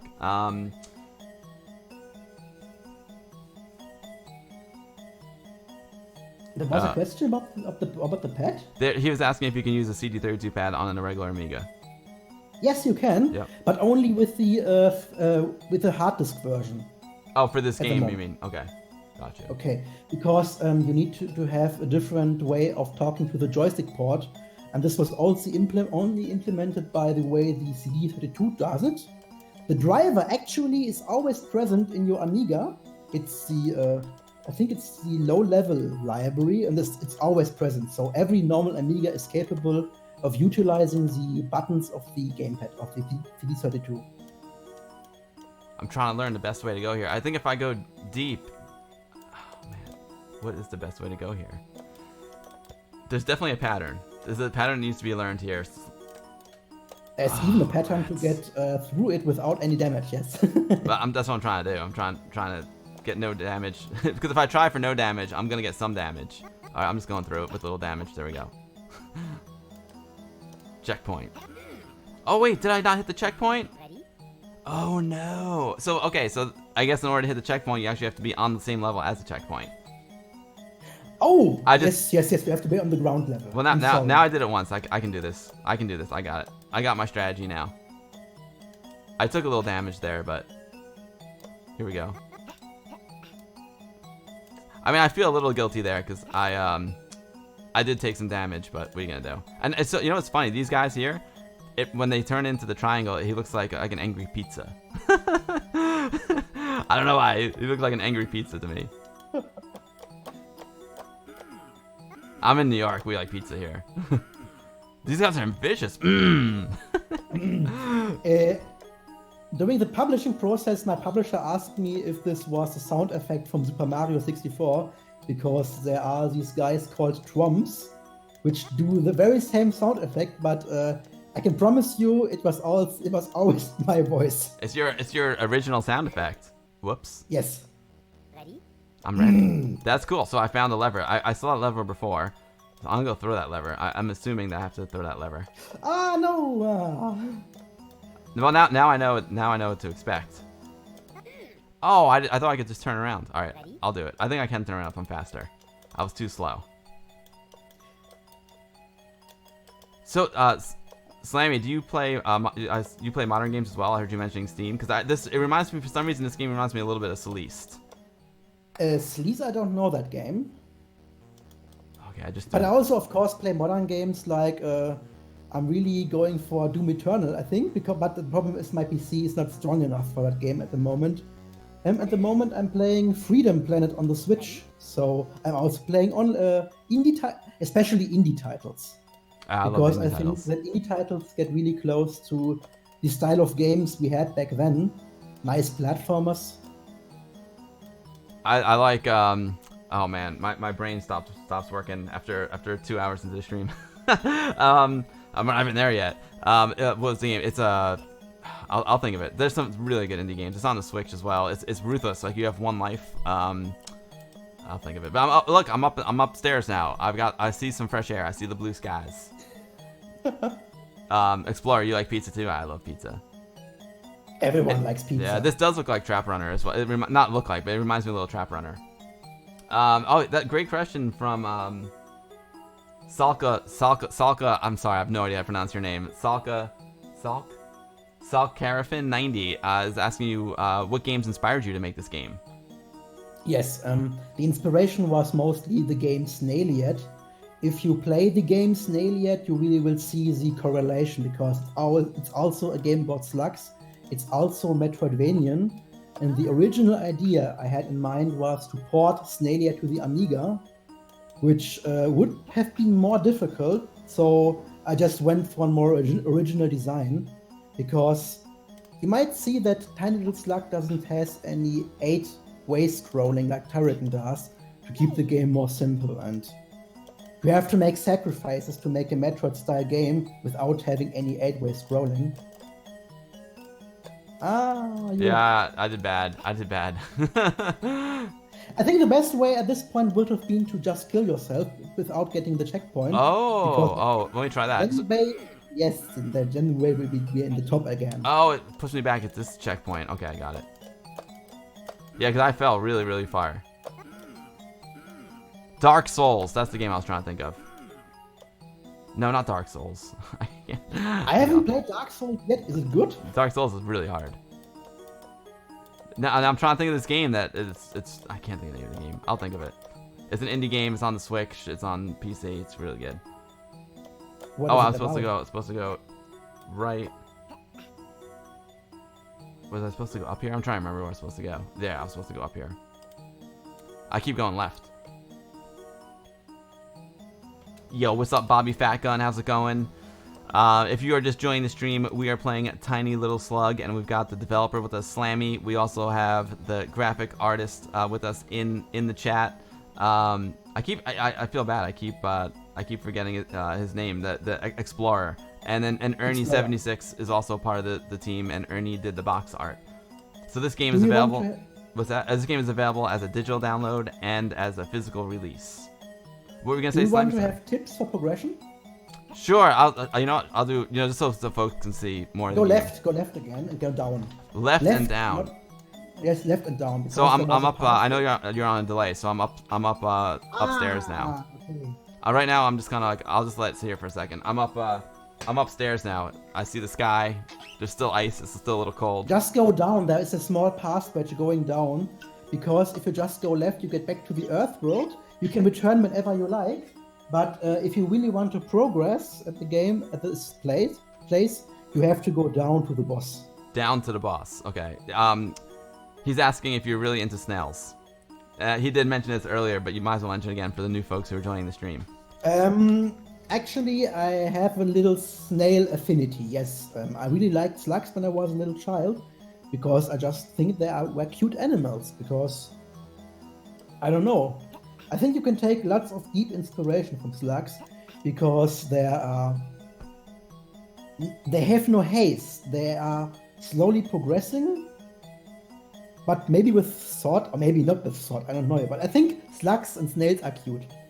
I know I'm crazy. I think, well, I think, my wife doesn't play games, but I think this is one she would like because she loves animals. She's a vegan because she doesn't want to hurt animals. So this is cool. There's no shooting in this game. Sometimes she comes in when I'm playing a new game. She's like, "What's with all the shooting?" She's like, "Why are you so violent?" I'm like, "I'm not. It's just a game." But so I think she would appreciate this. So I just met a snowman.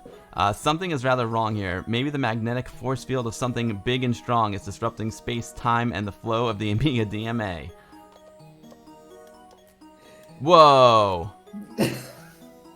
Whoa. That is trippy. The Purple Haze Maker is, I'm going to figure this out in a second, is asking what your favorite Commodore 64 game is. My favorite Commodore 64 game? Oh, that's difficult because I like Catechus. Is it Catechus or is it Catechus? I just like it. I like the music. I like the graphics. It's one of my favorite games. I don't know that one. Catechus. Catechus is the original game made by the guys which made also Terrakin for the Amiga 64. Oh wow! I never played it. Very cool. I gotta try it. So you just crossed a section because the glitch is so overthrowing that you have just teleported. Oh, excellent. So should I drop down or should I try and get some speed and go over the gap? I don't really know if it can cross the grab actually. I haven't tried it yet. Maximum speed? No. I'll just drop down and see what happens. Oh wait, I'm all the way back down here? Yes. Oh no, and I hit the checkpoint. I should have just wiped. Oh no. Alright, well now I know now I know how to do this. Alright, so I'm gonna go up. Haze Maker, I've also played Enforcer, but I like Catechus more because I think it's more streamlined and maybe also more buggy. But I have to say I don't like R-Type for the C64 because it's too difficult at some places. The angry pizza guys.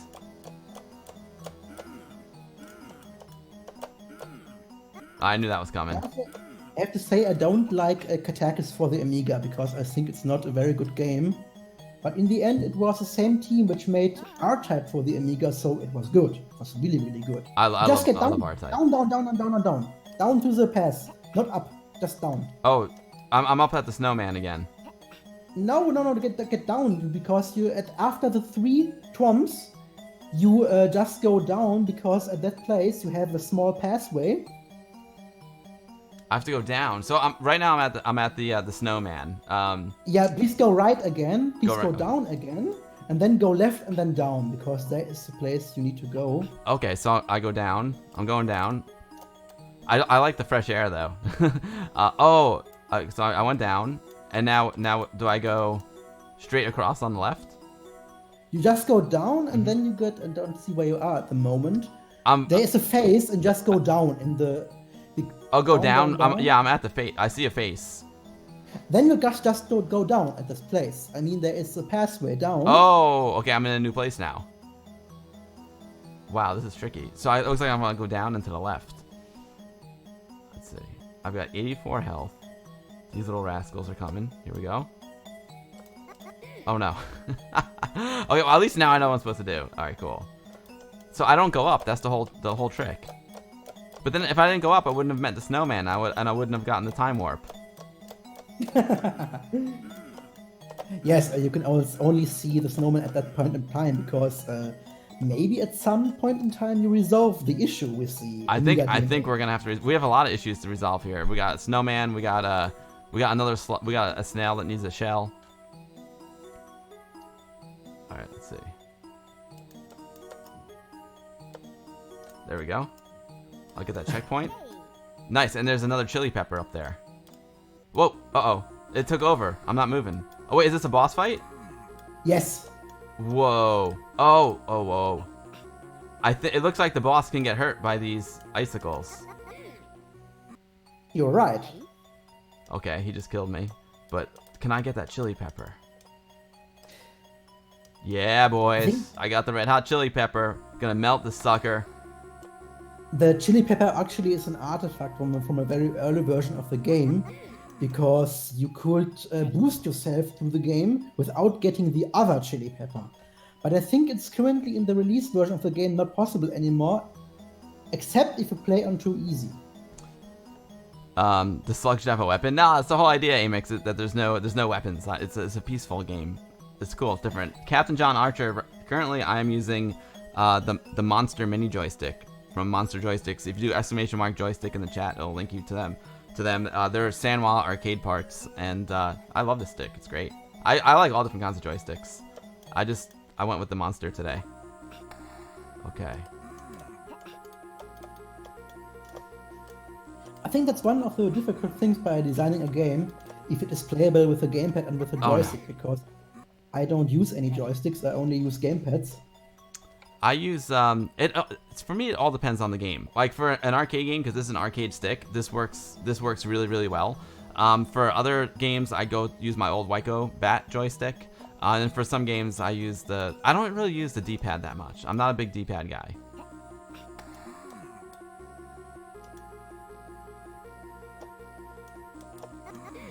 This boss is not easy, because I'm trying to look at the icicles. No, this is why I always say that this game is not for kids, because I think the game is maybe too difficult at some points. He's trying to kill a face with icicles. Yes, Seb Lemon Amiga, you are true. You are positive about it. You're killing. It's not a face. It's the Ice King of evil post stamps. So. Well played. I can't argue with them there. I think this boss might be one of the Achilles phases. I don't know the English word for this, because this boss is very difficult at the start of the game. Achilles is like a weakness, like an Achilles heel. If something's got an Achilles heel, that means it's like it's got a weak spot. It has a weak spot, but I think some people really told me it is. Yeah, I made this level. This is hard. I made all levels. Once the boss like locks onto you, you're done. Yes, it's actually 10 mark. It's the same routine. So there's one routine in the game which does the ice stuff, and it's not that difficult to make the ice follow. You just use A10-2, which is a mathematical function, and then you have it. So, are the eyes predicting his movement? No, the eyes just looking at you, where you are at the moment. So it's not a prediction. The movement the boss makes greatly depends on your position. Only your position. So, a trick that most people do to get an easy way around the boss is just standing in the middle platform until when the boss has started to go, because the place where the boss is at the start is only at this point in time. So how many hits does the boss take? And the boss has actually 4 phases, and every phase has about the first phase has 4 hit points, and then 2 hit points for every phase. So it's 8 hit points.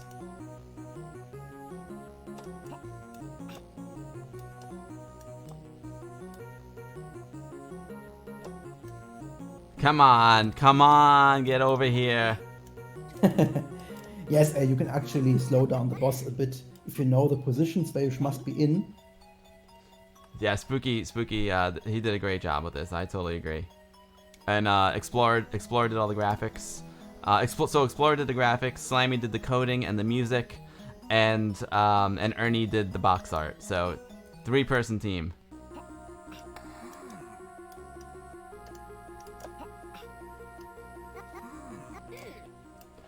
This boss is very, very hard. Yeah, Spooky Angels just at the top. I can see that they said it's masochistic, but I don't think it's masochistic. It's just about it's my first game I've designed, and maybe some things don't go well. So I thought I asked you that before. This is the first game you've ever made? Yes. Incredible. This is incredible. So, but you are a professional software developer. So, what else? You normally make software? I'm a professional software developer, but in the automotive industry for control devices in your car. It's a little difficult, and of course you don't need to know anything about game design if you develop an ECU for a car.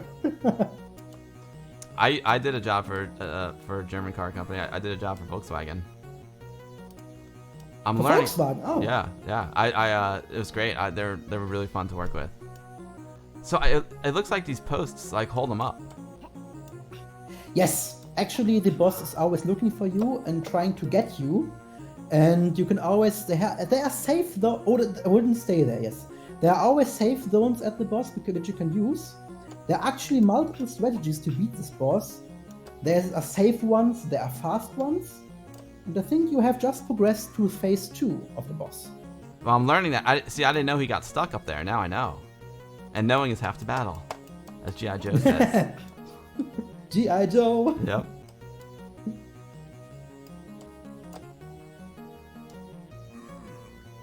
Now, having him get held up on those points is key. It's key right now.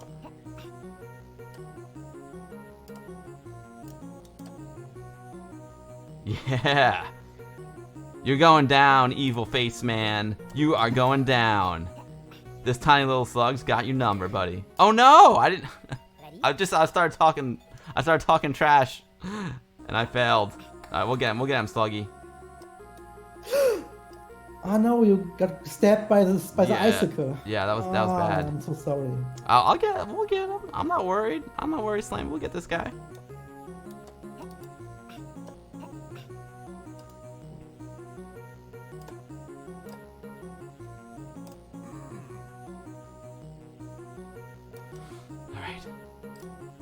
I gotta get my icicles ready to go.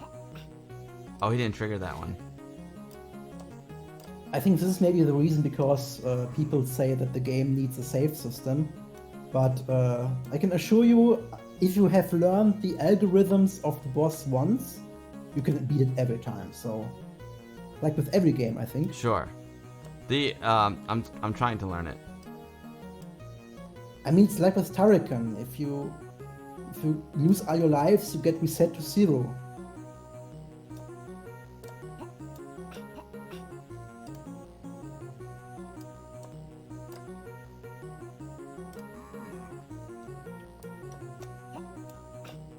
I'm kind of learning the pattern. I should have waited. Got him. Call him back down here. I'm learning the pattern, Slamy. I'm learning it. Yeah, you're playing the very safe route. There's also a faster route where you stay out. Play it safe. Slow and steady wins the race, as the snail says. This is a game about slugs and snails, so you gotta play to their strengths. Slow and steady. Oh no. Did you just die? No, but I got hit. Yeah, I have to be careful about the bicycle because as soon as they have respawned, they have the hit points. Got it.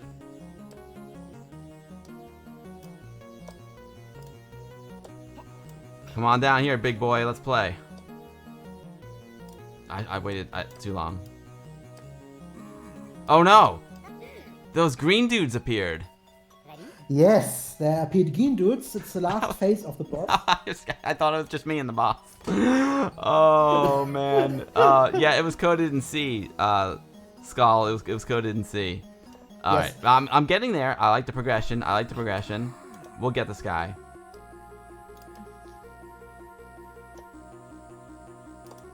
I think I'm getting the pattern down now. Oh, that was stupid. Ready? I'm ready, Slug. Let's go. Let's kick this guy's butt. Does it even have a butt? Oh man, he kicked mine. I don't know. I mean, that's a good question. I'm not gonna ask. I don't want to find out.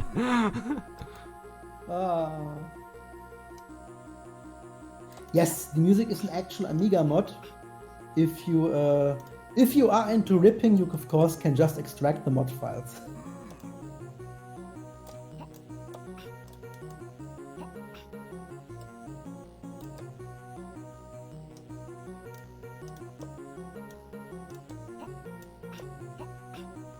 I have to get the timing down. I left too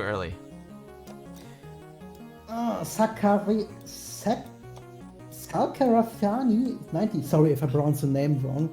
I think the problem with C is if you don't have any optimization enabled. So compilers have gone a long way until now, and most of the code and most of the processors are now optimized for C generation. So if we have an ARM processor, for example, they were designed around the limitations of code generation in C, because today usually software is developed in C and not in assembly anymore.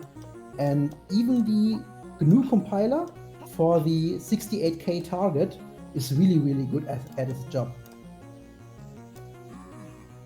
So maybe the performance of the game could be better, I don't know.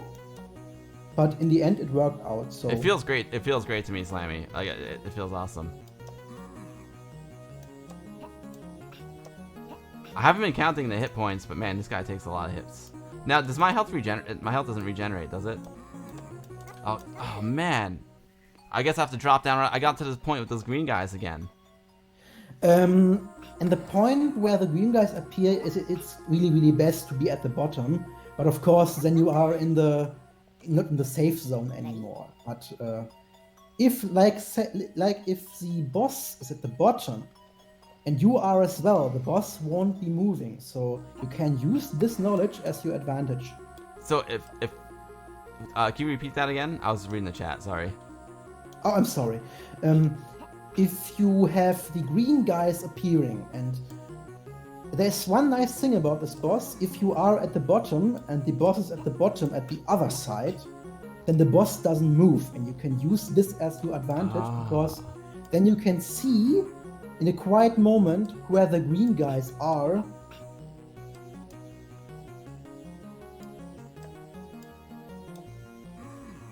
You see, I'm not a game designer, and I think this is also because this boss was the first boss I've ever designed for this game, and maybe this is also because it's one of the more difficult. I don't know.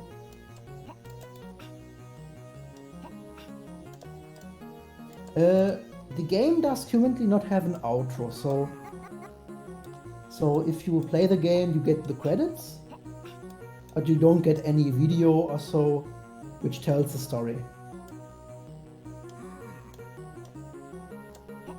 I took a bad hit, so I think I might have to wipe. I'm never gonna survive the green guys. He's gonna go there. He comes that way. Yeah, I'm worried about these green guys. Yeah, I know this is definitely 90s difficulty for sure.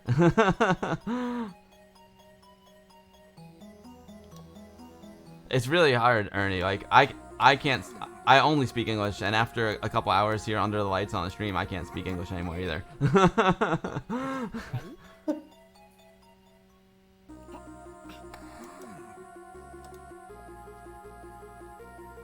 I'm gonna try and beat this boss, Slamy.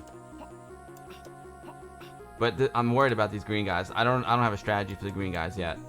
I know I can dance with this guy. I can dance with ugly face here, but the green guys scare me. Just tell me if you want to skip the boss so we can enter a cheat code. Oh, so there are cheat codes. Yes, there are cheat codes in the game. Multiple cheat codes. I feel bad. I don't want to cheat. But if I can't beat the boss soon, I'll do it just for the purpose of the stream. But I really want to beat this jerk. You know what? I think a strategy, which I haven't been doing, would be to count the number of hits on him. Because then I know when the green guys are going to appear. And I can plan for that. The green guys, it's easy rather because it's always a fourth phase. Because in the first and the third phase, you have 4 icicles, but in the second phase, you only have 2. I only have 2 right now. So what phase is that? Yes. This is the second phase. Second phase. Now I've got 4. Then you are in the third phase, and then after 2 hits, the green guys appear. Okay, so I have 2 more hits. Now he's just hanging out under that icicle. I really wish that icicle would help me out. Of course, you can always go up, and then you can just... Okay, alright. Get down. Come on, punk. Oh, shit. There's already a trainer? What? Yeah! Yeah! Die! I did it. Woo! Woo! Congratulations. Ah, yes. Yes. Yo. Stoysville, thank you for the follow. I'm Bill. I stream here once a week on Twitch. I stream Amiga stuff. Today we are joined by Slamy, the creator of a brand new Amiga game that is absolutely outstanding called Tiny Little Slug.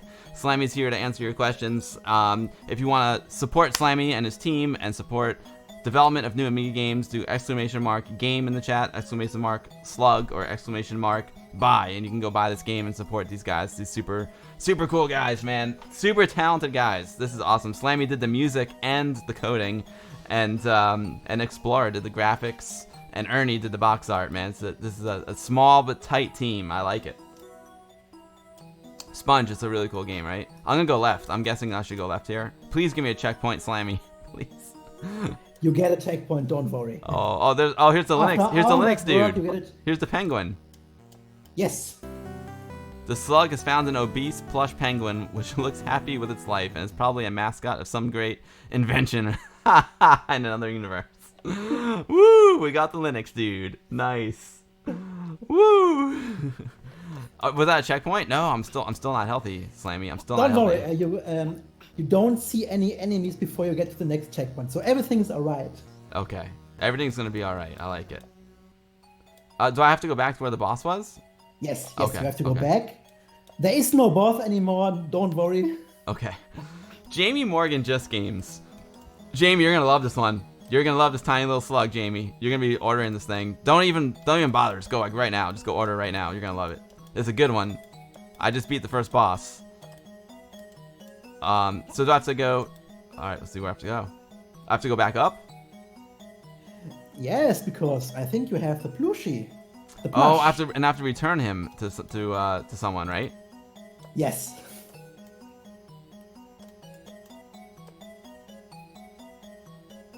I forgot who I have to return him to. The snowman? No, the frog. Actually, The frog, right? Where the hell was that frog? The super frog. Just go to the left. And a small tip, because there is this icicle at the top, which is kind of like a booby trap. Just go left without hesitating. I'm just gonna. Okay, I'm gonna wait here for a second so you can see where I am. I'm where the face is. Yes, it's correct. Just go left, but maybe you take the checkpoint, because as we have just learned, even I just have learned that the checkpoints only are triggered if you are at the bottom. So yeah, so I should trigger the checkpoint. Just go left. Should I trigger the checkpoint? And if you now go left, you just will be returning in the Earth world. Perfect. Yo, Ernie, yeah, New York City is completely empty, and at 8 p.m. tonight we go on complete lockdown. So let's see how long I've been streaming for. 2 hours. So it's 4 o'clock. By 5 o'clock I need to end the stream because my wife and I are gonna go out for a walk before to enjoy a little freedom before we get shut down. Yeah, so we go into 24. It's a ghost town. It's weird. Now, I haven't been to New York City in like 2 days, but I was there a couple days ago, and it's completely empty. It's like a movie. Yes, Jamie Morgan Just Games. There is a boxed version as well. It comes with a floppy disk. You can get a version with a box, a floppy disk, and a CD for CD32. Well, I'll let Slimy explain all the different versions there are. Yay! Yes, there is of course a download version. And you can also get it on floppy disk for the Amiga 500 and for lesser equipped Amigas. And there's also a CD version which has the hard disk installer. And you can also just plug the CD in your CD32. Ready? It boots up right away. I didn't take your advice, Slamy. I didn't go hard left. I hesitated. I hesitated, and there we go. I went hard. Boom. Go hard or go home, Sluggy. There he is. There's the super frog. He's crying. Thank you so much. Please take this present as a reward. Oh, yeah. Oh, now he's happy. I love it. We got a happy frog. The frog and the penguin are together again. I love it. That is rad. This game is so good, Slamy. I love it. I'm going to go down here. The slug has found a spring. Use the fire button. They're now capable of jumping. Whoa. Whoa, whoa, whoa, whoa, whoa. We can jump now, folks. We can jump. Jump like Michael Jordan. I'm gonna jump. Let's just jump. Boom! Look at that. Oh yeah, and there's she needs her. I know. You taught me that the slugs are they don't have gender, but we'll find you your shell there, We'll find your Shelly. I'll call that one Shelly. Oh man, I tell you what, man, this is just awesome. I'm loving the game, Slamy. I need some water. I need some water. Wow. You just said something interesting because when we have written the booklet, we had difficulties to the noun to specify the slug, because in the English language, what do you call a slug? Is it it or is it they? Because there is the genderless singular, and I didn't really knew this before because I had played the game Undertale, and there it was also like the character was the gender was not known, so it was they. And we also did this in a booklet, and I didn't really knew if this is common, or is it, what would you call a slug? Is it or is it they? That is a question that is above my pay grade, Slamy. I'm not even gonna go there. She looks so horny. Oh, Purple Haze Maker, you're funny. It explains. Oh yes, Amiga Bang. That's a good point. It explains why many slugs don't jump well, because they didn't find the power up yet. Yes, Amiga Bang. Agreed. Horny Shelly. Oh I mean, yeah. it's in the inspired game Snailhead, it's even more crazy because you find the gravity shell, which enables you to turn around the gravity, and you can also find the rainbow fire laser. So I think the Snailhead is even a little bit more unrealistic than that little slug. Sepp Lemon Amiga is saying, why is there no save option? Yes, the issue is it was really never implemented because I thought that the game is too short for a save option. But in the end, it turned out during beta testing that there might be a necessity for a save option, but I really wanted to get going with the development of the game, and no one really said that it would be important to have a save function, because if you have played the game once, you are really fast in the game, so you don't actually need one. But of course, I can understand the problem here. Yeah, like right now, I've tried. I've worked hard here, Slamy. I've been working hard, and I wouldn't mind a little save action right now. Yo, AJD live streams. I'm good, thank you very much, sir. If you do an emulator, you could always save the state. It's a little cheat. It's a little bit of a cheat. You could always save the state in the emulator. I can assure you the game is slightly shorter than Tyrakin 3.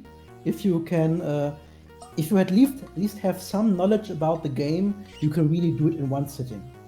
And you have a pause button, so if you have to pee, you can always pause it. DJ Billy Nest, what's up, my dude? Great to see you. Pred Seda says saves are for lamers. Right on. Pred Seda, hardcore level. Yeah, AJD, I do. I know. It's not just your name I struggle with, sir. I struggle with many names. Jamie Morgan Just Games has a great question. How many levels are there? I think with the Metroidvania game, it's difficult to say how many levels there are. The game has 4 interconnected worlds. I mean, you already know the size of the Earth world. You have, I think, you've just completed about 20% of the game, I think. All right. 20%. So there's still much more content to follow, and I think most people who have played the game think that the game is at the best point, at the peak of its existence during the Fire world, because the Earth and the Ice world were just developed by me alone, but the Fire world starting upwards were developed by 3 people, so it really gets up with the quality, so you can enjoy it. How far away from the... Oh, you know what? I'll tell you what. Because I can't stream too much longer, like I said, we're going to go on lockdown at 8 o'clock, so I want to go for a nice little hike with we call it a wife device here on the stream. Thanks to Scene Cat. Maybe we'll do a little cheat code so we can check out the fire level. Is that possible? Yes. Can I? Yeah. Can I write this? Do you want to do it? Do you want to do it so no one knows it? Like, I'll tell you what. Hold on. We can do this. We can do it. If you don't want to reveal a cheat code to the world, hold on. We can do this. We can do this. I think I have the technology here. Okay. That's good. I'm gonna go over here. And now, in our video chat over here, Slamy, if you send me the code, no one can see it. I have sent you the code. You have. Okay. Cool. Got it. Hey. He made a noise. He made a noise.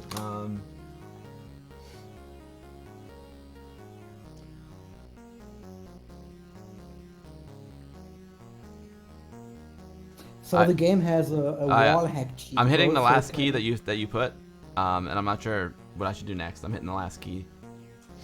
You have to press the first key for three seconds. I did that. And then I got the cue, and now I'm hitting the other key, and I see my dude is moving, but I don't know what to do. Yes, just go to the ice world, and then go down, because below the ice world there's a fire world. How do I get to the ice world? I think if I put. So, but the cheat is working? I don't know. It doesn't seem. I heard the visual cue that I think I did correctly. I heard the visual cue, and then now I'm hitting the other key. I'm doing step number 3, and I see the slug move, but nothing else is happening. So you don't are flying. You have to hold it. Okay, I'm holding it. Yep. Oh, and then okay. So then, which direction do I move in? So I think you can enable the screen again if you want to, because. Okay. Let me do this.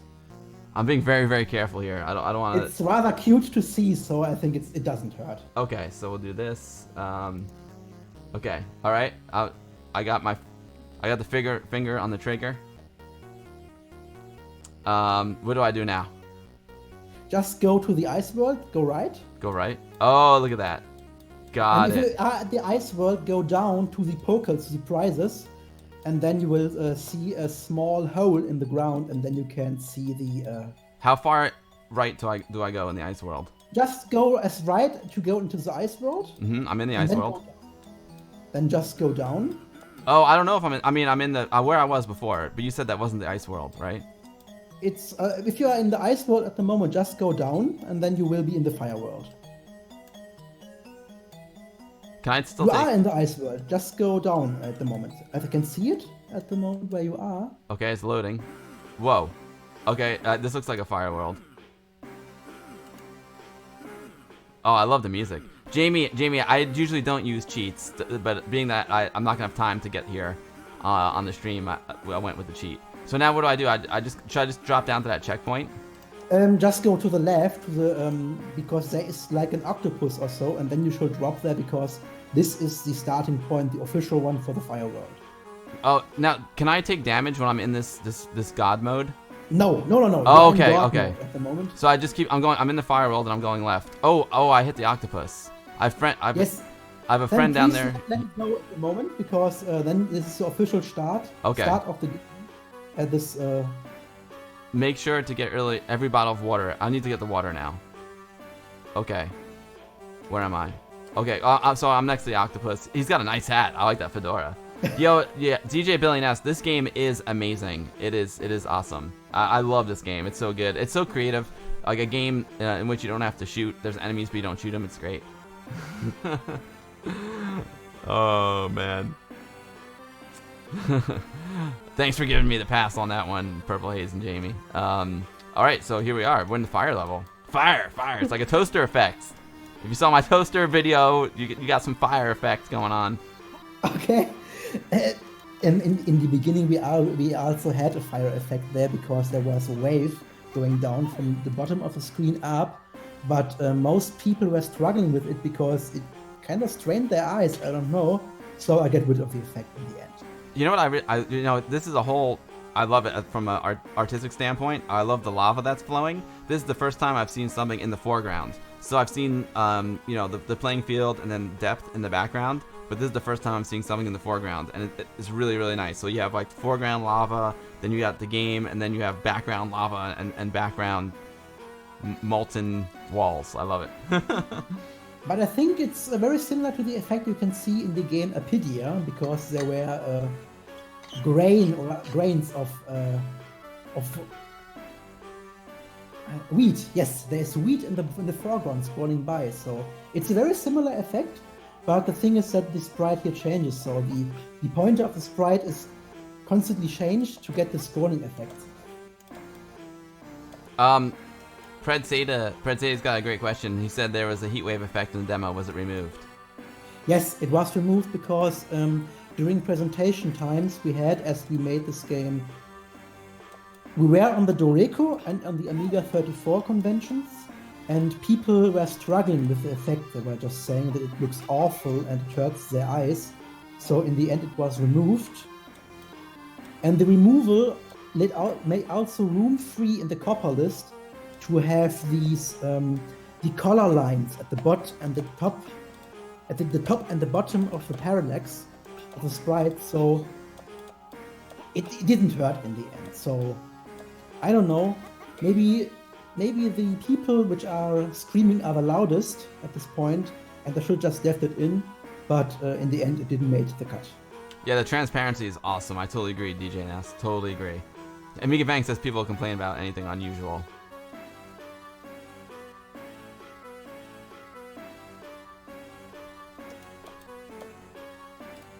Slamy, I'm having a blast, man. Thank you so much for coming on to stream, man. I've had a blast with you today. You're a great guest, man. You're great. It's so great to talk to you, and I know everyone has really enjoyed having you on. I hope you don't get Nintendo fever. Nintendo fever? Oh, what is that? Yeah, Nintendo fever is the sickness of having sweaty hands because the game is too difficult. I used to get like Atari cramps in my hands when I used to play with those those Atari, you know, the Atari like VCS joysticks, and especially like when you're playing like Decathlon or something on the old 2600, I used to get cramps. It's brutal. So can you have get Atari cramps and Nintendo fever at the same time? I think you might be able to. Maybe it even cancels out Corona. I don't know. Maybe. Yeah, that would be wonderful. Oh, that fire guy is tough. Okay, we'll get him. We'll get him. Yeah, this is actually the mascot of the game. It's Slamy. Oh, his name is Slamy. Nice. Yeah. So the game comes with a manual, and all the characters in the game have personalities. It's pretty awesome. I'm definitely gonna order a physical edition of this Slamy. I want this, you know, on my shelf to remember the stream, and just because it's a great game to support you guys. This has been really fun, dude. I hope you've enjoyed coming on the stream so far. Yes. I think the first minutes kind of were, I'm so nervous, but I think at the moment, I mean, we are like 2 hours in or so, and I'm still alive. I told you it goes by fast, and I told you like everyone who comes to these streams is just super cool and awesome, and there's like fun people to hang out with. So, and they're very supportive, and they love Amiga, so it's like no brainer. It's gonna be great, you know. Oh wow, look where I am now. This is I love the red in the background there. That is awesome. I could see drawing a map for this game. You know, like making your own map. Do you know the poster called World of Turrican? What's that? It's an actual poster which with a drawing of the whole world of Turrican. Oh my god. And in the start I thought I would make the same thing, but I think it would tell too much about it. It would reveal, yeah, exactly. I haven't seen too much. Yeah, you are fun people, Spongehorn. Exactly. I agree. That's why I do these streams, because you're all fun. Jamie Morgan Just Games asked a very important question. Jamie is just joining. Jamie, the game is available to purchase now. You can buy this game now. Do !game, !slug, or !buy, and you can go buy it right now. Actually, I should do that. I'm gonna do that in a second. There's Nightbot. Thank you, Nightbot. You like Captain Crunch? You like the triple monitors? I've got my JVC monitors for video, and I got my 1084S for Amiga RGB. Maya's internet is back. What's up, Maya? There you go, Slug. Yeah, let's check it out. Predsata says the World of Turrican poster was part of the game package. Interesting. That's very interesting. Let's click on this. Let me see if this works here. I love the change in music as well. Desktop. So here we are. We are over at AmigaShop.org. These are also the same folks behind Amiga Future magazine, which is one of my favorite Amiga magazines. I'm a subscriber. I get the CD-ROM and everything. I love it.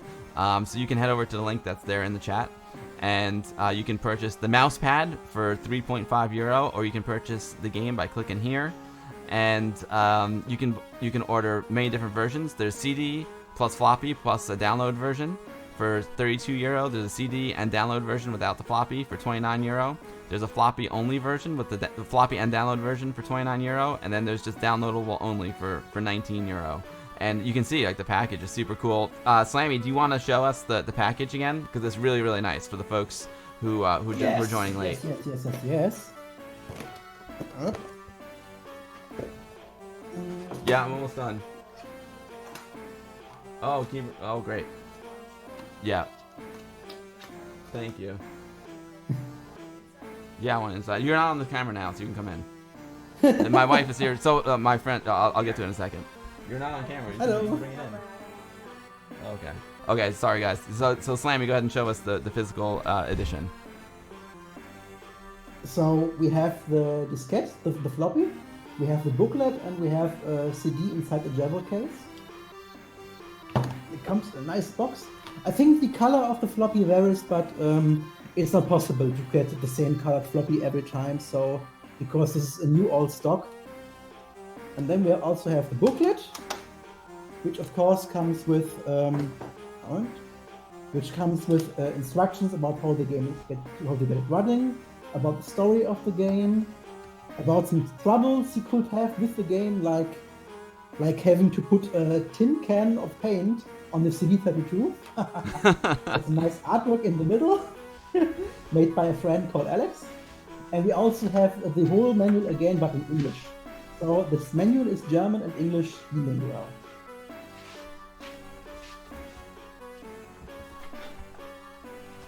And it's of course also a nicely pressed CD. It's not a burnt one, it's a really pressed. So I think that explains everything. It's an awesome package, Slamy. I love it. It's really cool to have physical releases of these Amiga games. Let's see, tiny little yeah, there we go. So I highly recommend you go. Oh, and while you're there, you might as well buy Reshooter too, one of my other favorite games. Love Reshooter. The tiny little Slug is gonna look great right next to my Reshooter up there on the shelf. It's gonna be awesome. Yeah, the floppies are double density. Raveman, I mentioned that before. I'm really psyched that they're actual double density floppies. That's awesome. What's up, Retro Ralph? Great to see you. It is pretty amazing that the game only needs one floppy. That's a great point, Explorer. That's really, really cool. It's amazing that it's a huge game for one disc. It's awesome, Slamy. Yeah, it's compressed, so. Yeah, but it still fits on one disc. It's awesome. One funny thing about it, the decompression also uses the same color flickering like many old games did with Were Cracked, and we already had guys which were told me they're getting an eye strain from the decompression, but I just couldn't remove it. I wanted to have it in there because I don't know, it's just classic.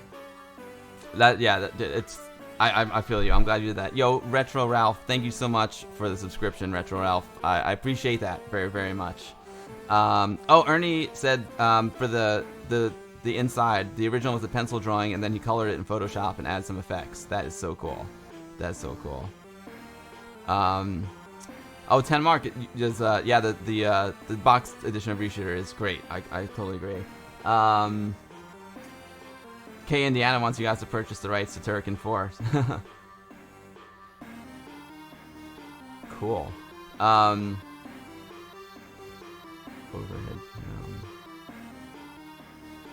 Slamy, is there? Do you guys have any questions? Any more questions for Slamy? Just ask away.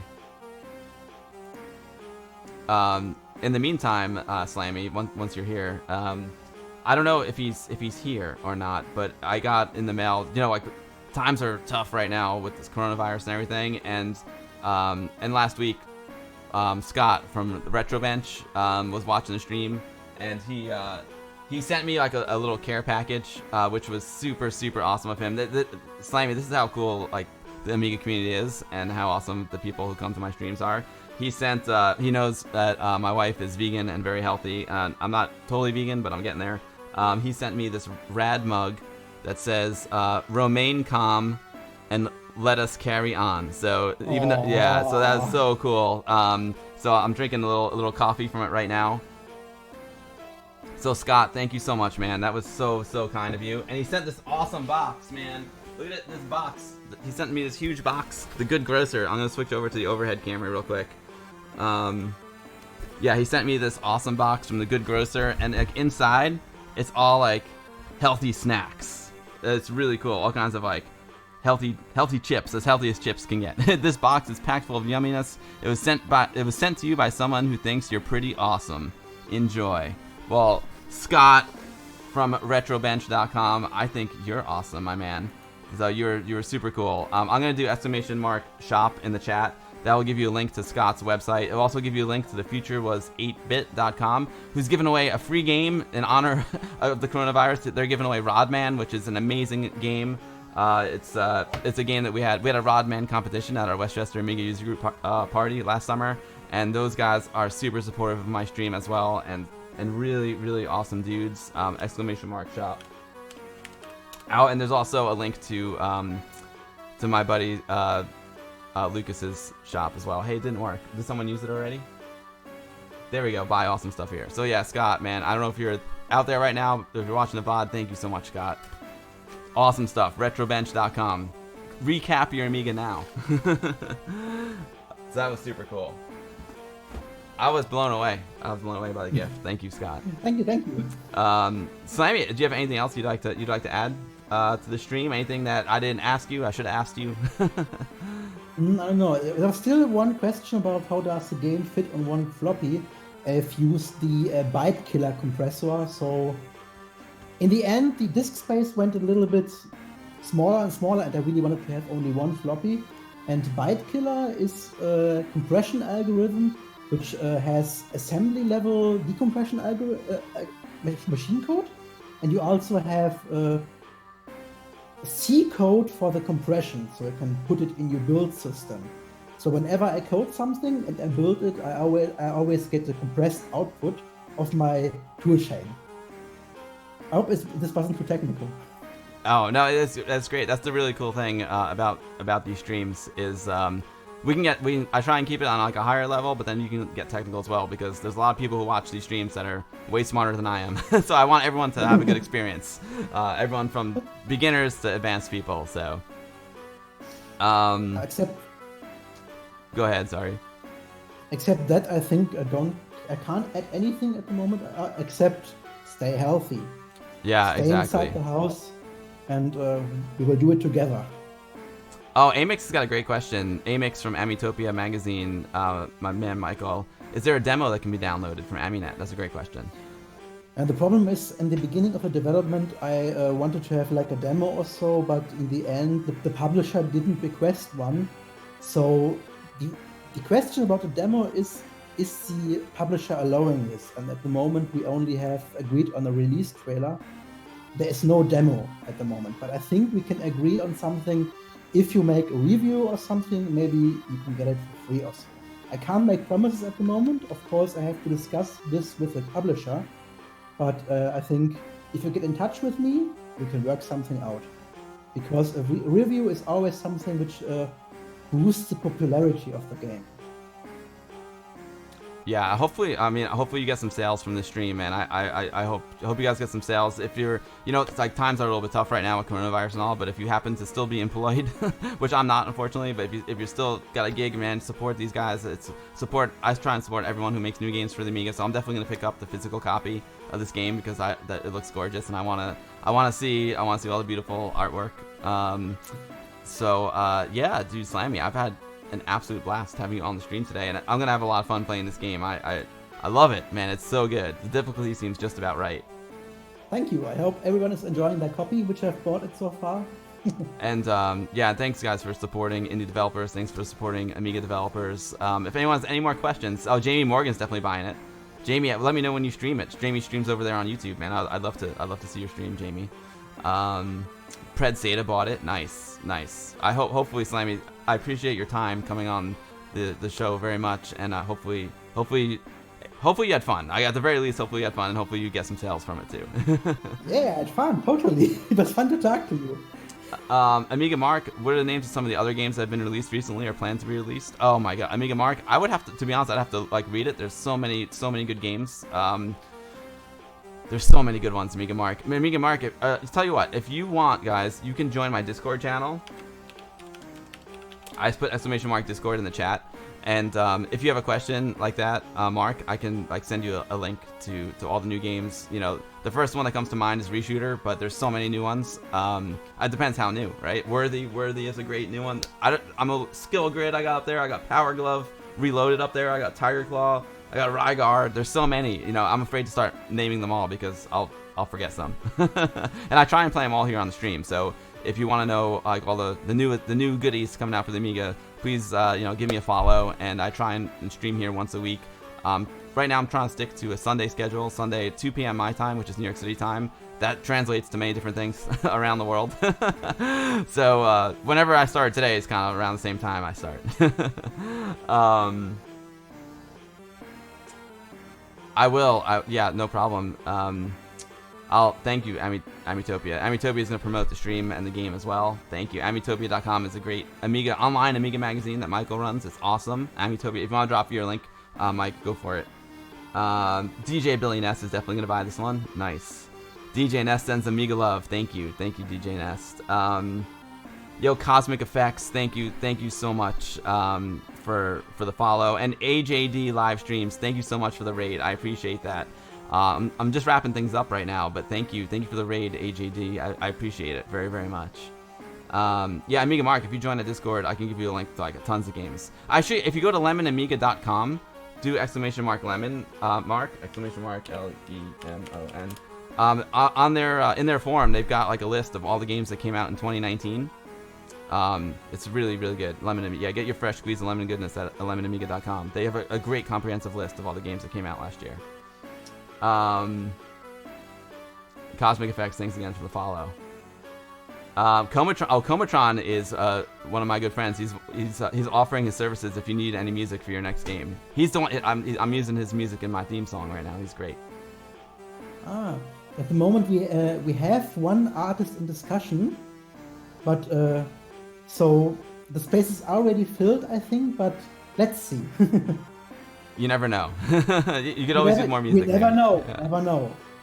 All right. Well, Slamy, thank you so much for coming on. Your game is awesome. I love it. I love it. And thank you for supporting the Amiga. Congrats. It's also Slamy's first Amiga game. I mean, what an effort, right? The dude did the coding and he did all the music. It's his first game. It's unbelievable. You're a very talented guy and a very nice guy, Slamy, and I appreciate your time very much. And I'm wishing you like all the best and good luck with the game. It's a really awesome game. Thank you. Awesome. Sweet. All right, so I tell you what, guys. At the end of my streams, oh, awesome, Amiga Mark. You got the SCART to HDMI converters. Awesome, Mark. Yeah, dude. If you want to talk, definitely join that Discord channel, and I talk to all my friends when I'm not streaming over there. But I'm glad it helped. Thank you, Mark. Thanks for hanging out, everyone, today. So this is the time in the stream when I usually raid one of my friends. If someone's playing Amiga games, I try and raid a person who's streaming Amiga stuff. And Hitch is streaming Amiga stuff right now. Hitch is a great streamer here on Twitch. Hitch on Twitch. He picked up a new Amiga 500. He's not using the 500 right now. I'm trying to help him get it sorted. But I see that he's got a 500 up on his stream right now, but he's doing some Amiga Live online multiplayer gaming. So you can like play online with Hitch, man. Play on the stream with Hitch. He's a really nice guy and big supporter of Commodore. He does Commodore 64 streams as well. So we're gonna raid Hitch. He's a great dude, and it'll be a good time. And again, Slamy, thank you so much for coming on. And Slamy, I hope you come back. And you're welcome to come on the stream anytime you want. Even if you don't have a new game, come on the stream and hang out. And if you're and if you or just come hang out and chat. Like I said, we get like the most amazing people in the Amiga community in the chat, man. I'm so lucky to have so many great people come and watch my streams. I'm very fortunate. So I really have to say, the Amiga community is one of the lessest toxic community around here. So which one is Amiga community? Oh, you mean Amiga community or mine? Well, not mine, but this one. The Amiga community. Oh, The okay, whole cool. Amiga community. I've heard people say other things, but I haven't What? experienced. Yeah, I have not experienced that. So I've only had great experiences with the Amiga community. So that's why I keep doing this stuff. So yeah. I mean, look how awesome everyone is. They're so nice. Captain John, thank you, my man. Yeah, and most importantly, everyone stay safe and stay healthy. You know, and it's a good time. It's a good time to use your Amiga. It's a good time to stay home and use your Amiga. You know, you're actually helping out the world by staying home and using your Amiga now. All right, guys. So we are gonna raid Hitch. Amiga Mark, don't worry. We'll raid him. All you have to do is hit the button once I do it. I'll stream again next Sunday. Maybe I'll do a surprise stream during the week because I'm not working, so I got extra time. Maybe I'll work on a new YouTube video. I don't know, but I'll definitely be streaming next Sunday at 2 p.m. I'm not sure what I'll do, but it'll be awesome. I promise. Thanks so much everyone for hanging out today. Thanks again, Slamy. I'm gonna take it to the hot tub and we'll raid Hitch. Stay safe, everyone. Stay safe, and thank you for watching. And Amiga forever. Amiga forever.